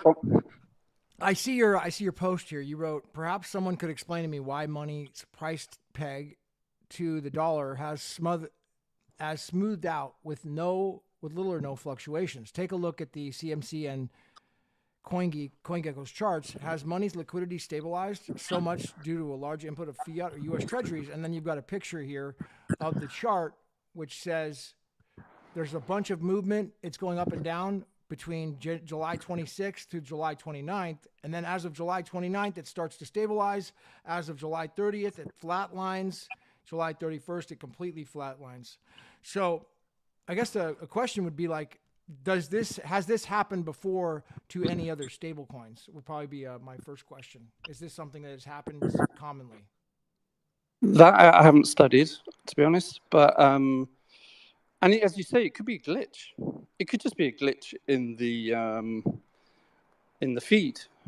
But I think it's something we just have to keep an eye on.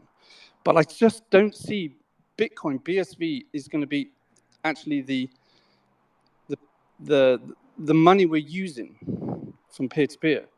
I think it will be the rails. It will still have an insane value at the end of the day. It'd be the most valuable commodity there is available on the planet. But it needs a money. Yeah. And what a great name to have, money. Right. Which runs on BSV. And money also has a bridge over to Ethereum. So you have all these DeFi shitcoins and everything, which could also be crossed over onto the BSV chain through the value. Well, we know. I mean, a couple other facts here that we know about, even without speculation. That we know that 80,000 BTC, there was that announcement by that exchange. That they said there is a customer that's liquidating on that stuff, or at least they're removing their position. Right? Yeah, it's a notional sale. A notional What was it? sale. A notional. Notional?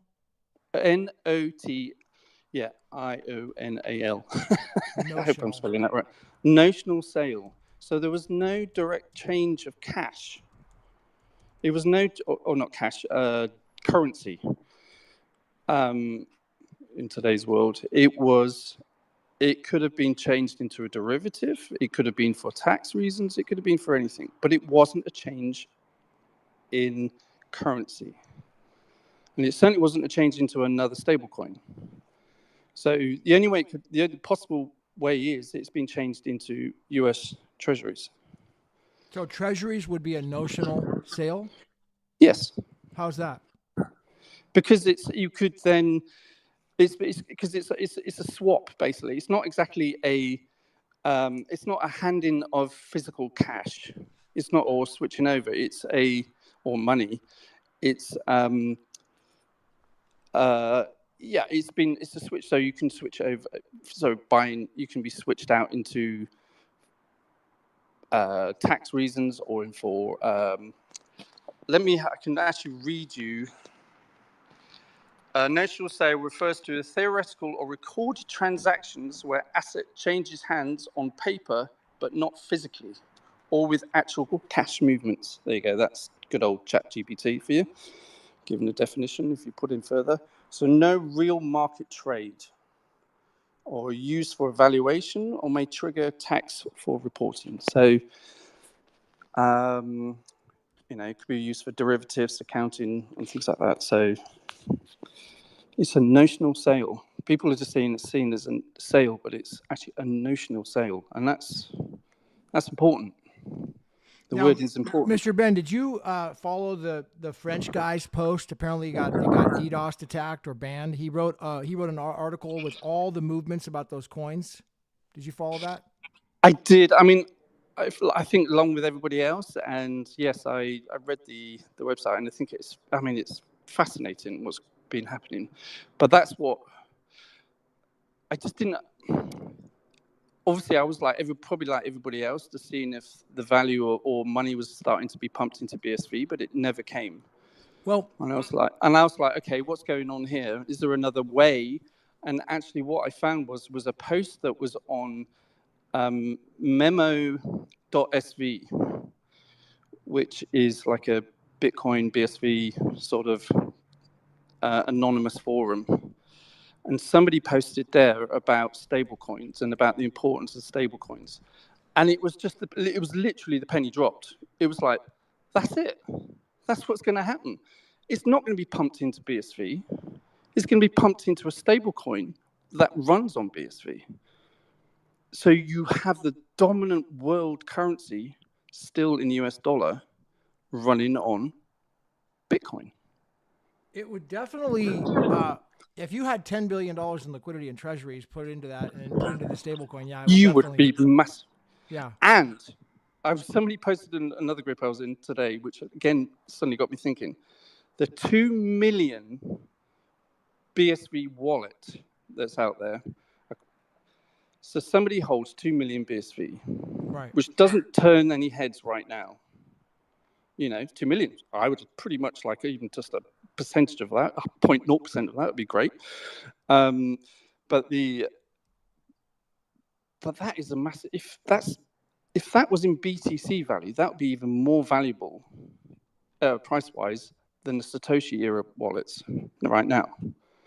So what you do is you go under the radar slightly, you buy 2 million. That's a substantial amount of money still to buy, but it's not like earth-shattering until the value or the price of BSV skyrockets. And then, so if that 2 million, again, purely speculation, it's purely speculation. If you were, say, money holding 2 million BSV and you have that in US treasuries, money's been pumped into the treasuries, which is used to stabilize money as liquidity, which can be cashed out at any time. You are the most powerful stablecoin on the planet. Doesn't matter what, it will blow everybody out the water. You could not compete. And you're running in the US digital dollar, which then, and also as we know, with mobile phones, everybody can buy things and purchase on mobile phones. So you could be a third world country buying your loaf of bread. The local currency is worth crap, but you buy in dollar, digital dollar. So your market opens up to 6 billion people on the planet.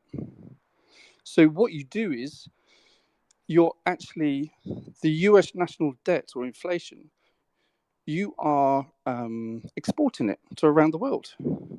So the locals in the US economy will experience very little inflation, whereas the rest of the world would be, dying inflation. But everybody's wanting the US dollar. It's genius. It is the Genius Act. That's why it's called the Genius Act. It's genius, and that genius is Craig Wright. Dude, I need you to walk me through that last part again. That last 2 minutes again. So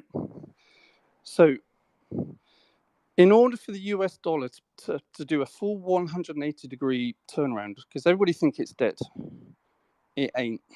It's going to do a full 180-degree turn, swivel. How does that work? It works by exporting the national debt. So how do you export the national debt? You have a US digital dollar, so that all 6 billion people on the planet can use it. And you can only do that if you have a mobile phone, but everyone's got a mobile phone, and everything's going cashless.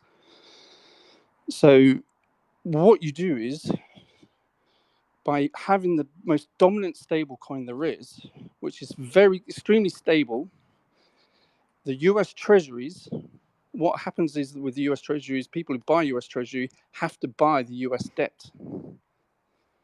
You're buying the US debt, and then you're selling it out. You're exporting it to people around the world who are buying their goods. So the US stays the dominant money. Well, I follow you 100% on how the U.S. is going to plan on using a digital dollar to stay as the dominant currency. That's 100% the plan. That's what the Genius Act is going to do. It's going to basically create stablecoin rails. I'm just not following you about the connection to MNEE. That's where I'm trying. Because I'm saying is that, and it's, as I say, it's purely speculation. If Craig Satoshi is selling all these Satoshi-era wallets, all the BTC off, as the price of BTC goes up, and as they're pumping the hell out, they're pumping money into Tether to buy more BTC, it also pushes the price up of that. So he can literally move the liquidity across by selling into treasuries. So you buy the treasuries and you put those treasuries into money to stabilize money. So it's the asset of money. And then that money becomes, those treasuries is purchased US debt. Yeah, well, then you're it's like, I guess we could have fun and entertain with all this at this point, but I mean, the only purely issue speculation. is speculate. But why are these flatlining on the stable coins right now? That's what is going on? I saw your post, and we don't know, but I guess because it's becoming stable. I mean, it possibly looks like it's stabilized completely. The liquidity has stabilized. So, or it's it's the feed has gone. I can't tell you. I don't have that, and this is why I'm putting it out there, because I'd like to have everybody jump on this or keep an eye on it, because I really truly believe that we're all thinking, let's try and use BSV to pay for all these things. It ain't gonna happen. No, you need a stable coin. Yep. Well, that's what the U.S. is pushing. They're going to push the stable coin. And exactly. And that stable coin is money. Yep. That was another thing I was thinking with these wallets for, these entrepreneurs and businesses, is how are they going to like the whole fluctuations as the price moves? So they can't. They need that. They can't. It has to. They can't survive if there's price movement in their business. So no, not at all. And it has to be connected to US treasuries, because then it pulls them into the existing markets. And that's the other thing is that if you have all this stability on this one stablecoin, this US digital stablecoin, it also helps, and the liquidity gets bigger and bigger and bigger. It will also help the transfer when we start to tokenize everything, from birth certificates to business loans to houses, land, everything. It'll all be tokenized. But before any of this happens, it all has to burn. The current system has to go down. So nothing's going to happen. The Genius Act has to go through. When's that? October? Genius Act already went through. So what's happening right now is they're launching. They're basically they're proposing right now to the world and the community, or actually the citizens, like how the rails should work and be built. That's what's happening right now for the next 90 days. And the only thing that can do that is Bitcoin. There's no other shitcoin out in the market that can scale as much as Bitcoin. That's why I think that's why we've been having issues with wallets. We've been having issues about how hard to get hold of BSV, because it's the rails. And that's, I mean, as we know from Reggie Middleton, what he keeps talking about is you want to invest in the rails of any underlying structure of all these things. Whatever you're going, you get in there early. You buy the underlying foundations, the rails, the and freeway, that is BSV. the freeway in the 1950s in the U.S., right, or the trains in the 1800s. Yeah. Absolutely. So if you own the rails, I mean, even if it's to 50, you're laughing, you know. And so my thing is, I just think as a community, we just got to keep promoting money, and we've got to keep a close eye on it, market cap and everything. And if someone is a better researcher than I am, we can find out, you know. I mean, the other thing is, what I did find out was one of the first wallets that came out, which was really pushing money when money first started, was tokenized. One of the main advisor on the board was Craig Wright. But tokenized was then shut down after the trial. So Craig and tokenized and money have all been working together. It's money. That's all. Money is the stable coin. Yeah. Money is going to be the world current. It's going to flip it all. I mean, it doesn't look like it. It doesn't look like it at the moment. But honestly, the stable coin, I'm with you on it. I think that you're right. That's what the law says. The law says stable coin is going to be the near future. So that's what's going to be adopted first. And so I'm going to motion that Casey gets a job over there or starts working with them, because it sounds like that's exactly what she wants to do, is help. I would say that is a very good career move, definitely. Yeah. If she can. Because they need somebody like her. They need somebody like her to help them out. And like with small businesses on the ground, hey, how does this small business use this thing? You know, boom. Yeah. That's what she wants to do anyways. Yeah. Casey? But all I say is just everybody just keep an eye on it. Keep an eye. I honestly, it's purely speculation. I could be utter nonsense. But it's certainly worth, I mean, it makes sense to me. It makes total sense to me how BSV would then, or Bitcoin would become the dominant force of everything, because it is the only thing that can scale. But it's not the right thing for such as peer-to-peer, as in like direct transfer, like there's cash, we have it. You need something that is on the secondary market, which is money. That's the stablecoin. Money. Well, the stablecoin is, yeah, definitely. That's freaking a great analogy, Mr. Ben. It's really freaking a phenomenal analogy. Have a look. I mean, I'm just putting it out there. Everybody have a think about it. Yeah. Please post onto my thing if it's complete nonsense, or if you've got anything else where you could criticize it, do whatever. I mean, it's purely speculation, but it makes sense to me. I have a legitimate question regarding money. Mm-hmm. Not to upset them, if I would love to work with them, but I do have some concerns on, I put in the nest that they have sat down with Dmitry Buterin, the father of Ethereum, to talk about blockchain's next big leap. And I saw that as well. interview that you should, why are they interviewing people like that and not Craig Wright for the public? Because the end of the day, you don't want this knowledge to be far and wide yet. So you keep it going. I mean, they did first start on Ethereum, ERC20 token. So, whether that was for liquidity purposes or because it was, a bigger market than BSV, I've no idea. Maybe it was also just to keep it like normal. So it didn't turn heads. For compliance purposes, because it had to show that it was legally compliant. And that was the first thing to get done because, BSV hadn't been, Yes, but it made it specific. Why BSV? Why no other type? BSV at the moment it does nothing. It has very little. There's hardly anybody's using it. It's just us BSVers who are, we're holding it. We do little payments to each other every now and then. But there's, it's. I think it's for information. I think it's for BSV is for the Internet of Things. This is what I think it's going to be. What CertiHash is doing. All those things. What posting videos and data for all those things. I think that is exactly what the main rails will be used for, and as well as money to do the instant transactions, tiny micropayments. Yeah, to stabilize but the US dollar. But what we, as like everybody out, like Visa and MasterCard, we don't know how it actually works. We just say, oh yes, I pay by Visa, but we're not going to say, oh, I pay by BSV or Bitcoin.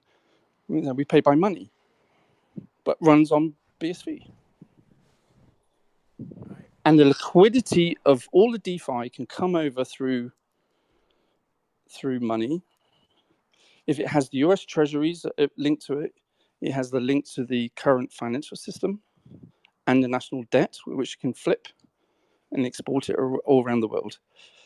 And then you have the Satoshi-era coins also pushing into it via the treasuries. I think it's genius. Honestly, it's not. I've been hinted at it by different people, and I've just put the bits of puzzle together. So it's nothing. I'm not taking any credit for this. This was actually one of the main guys was on. I don't know his name. I kept it off the tweet because it's all meant to be anonymous, and I thought it's probably might not like me tweeting his name out. So, but he puts out there one of my tweets, ex-post. You'll see the original post, and it makes total sense. Is it one of your posts that I'm looking at your feed. Did you repost somebody or what was it? Actually, do you know what? There was one today. Or was it? Sorry, bear with me. I have to go. I'm on my phone. Oh God, I'm down to 9%. Bear with me. I can't find it. Yeah. So I one of my posts where I did the 80,000 with the eyes and money over 40 million market cap. And then someone wrote below, I saw this, no idea what it means. Could you explain a bit more? And then 3 tweets down from that, there's my tweet, which says money will be the world's #1 stablecoin and a bridge to Ethereum and stuff. And then there you'll see 4 screenshots of this chap who wrote it on Memo SV. And I think it's brilliant. Honestly, I think he totally nailed it. So here's the one. I'm down to July 25th about Galaxy Digital announcing they will be selling. They executed one of the largest notional Bitcoin transactions in history. Selling mine was posted on the 22nd of July. I think it was, yes, 22nd. Yep, 22nd of July. I'm sure you've seen it. It's been out there. Battle for the stablecoin. Okay, here we go. Money. Yep, I see it. Okay, I share to space. I think I can share to the space if I just posted it there. So yeah. And then it says money will be the world's first #1 stablecoin, a bridge to the only digital commodity available. BSV, 80,000K. And then there's a post here about the Genius Act. Now, where's this post from? This you did a thing. So that post, that's the post which I was talking about, which is from memo.sv. And Okay. I didn't put the guy's name who posted it because memo is meant to be anonymous, and I didn't really want to put, he had his name on it, and I didn't really want to, I didn't get asked permission. So I didn't. Memo SV. So that's an anonymous social media platform? Yeah. Cool. Yeah. That's cool. Yeah. I didn't even know about and that. Actually, the reason why I got there was because about 6 months ago, I came across actually what Captain BSV has found, these messages in the transactions and it says it leads you to memo SV, and one of the topics is what it actually means is how much would you donate anonymously, which is then HYWDE.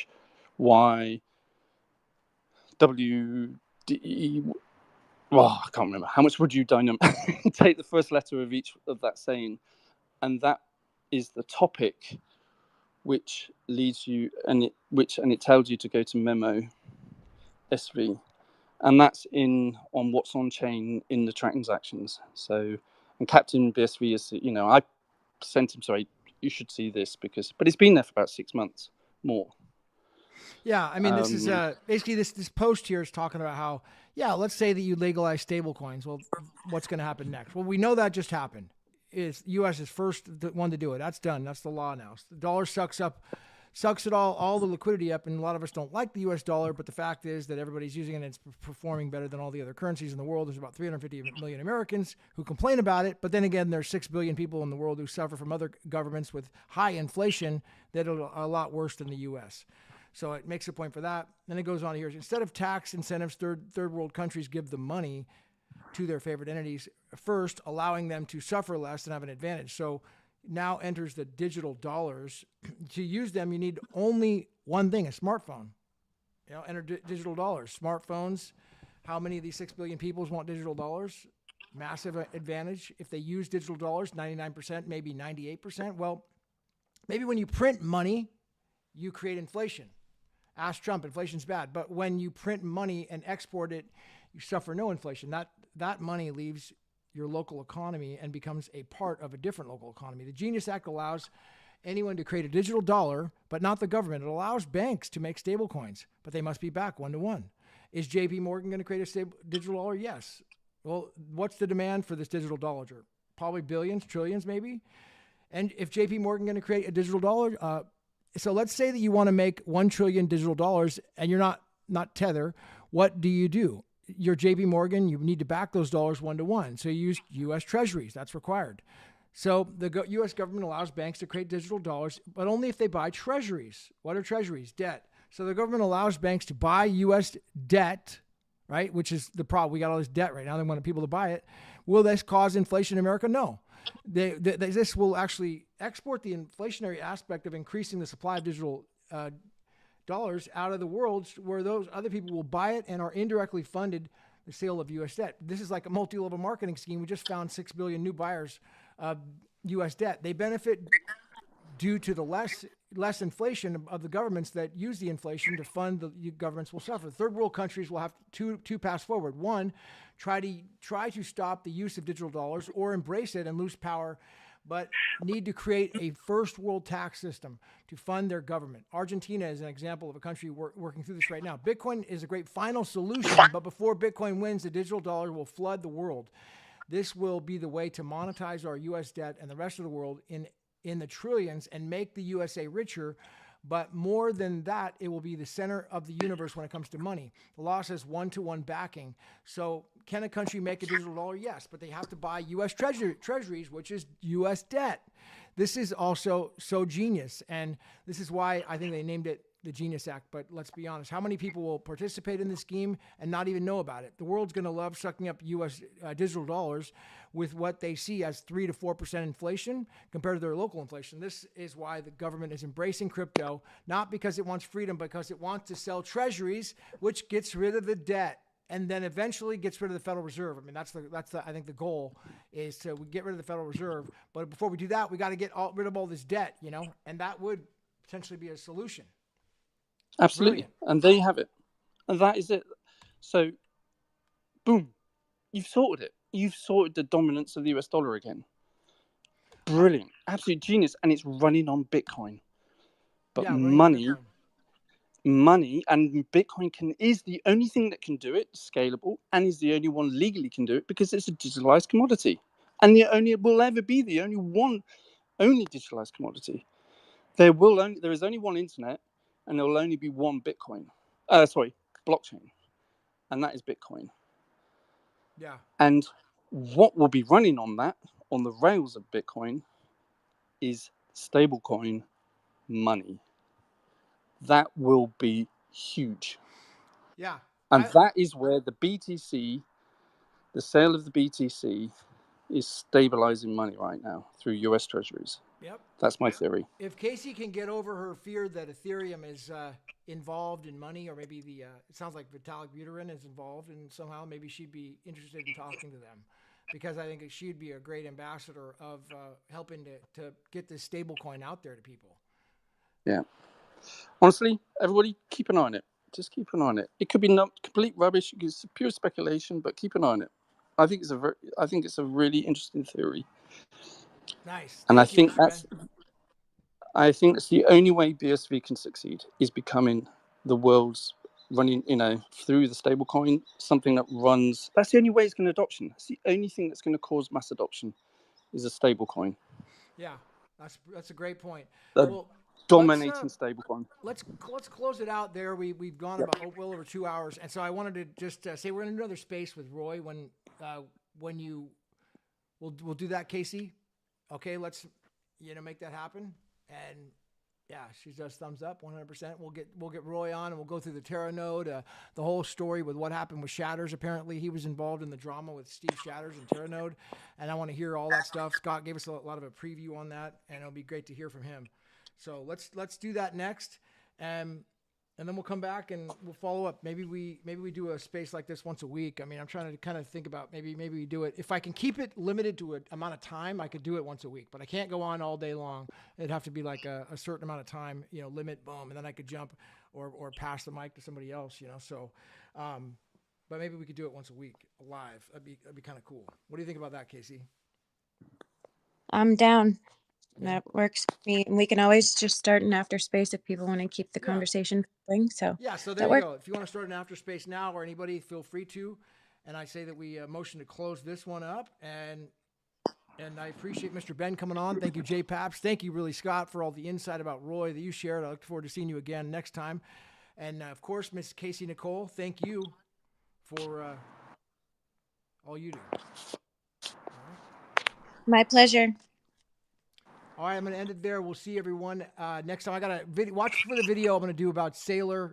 It's going to be kind of a follow-up about how one man could collapse the financial system. It's going to be pretty interesting. I'm going to put that out here soon. So look for that. We'll see you next time at the top. Later.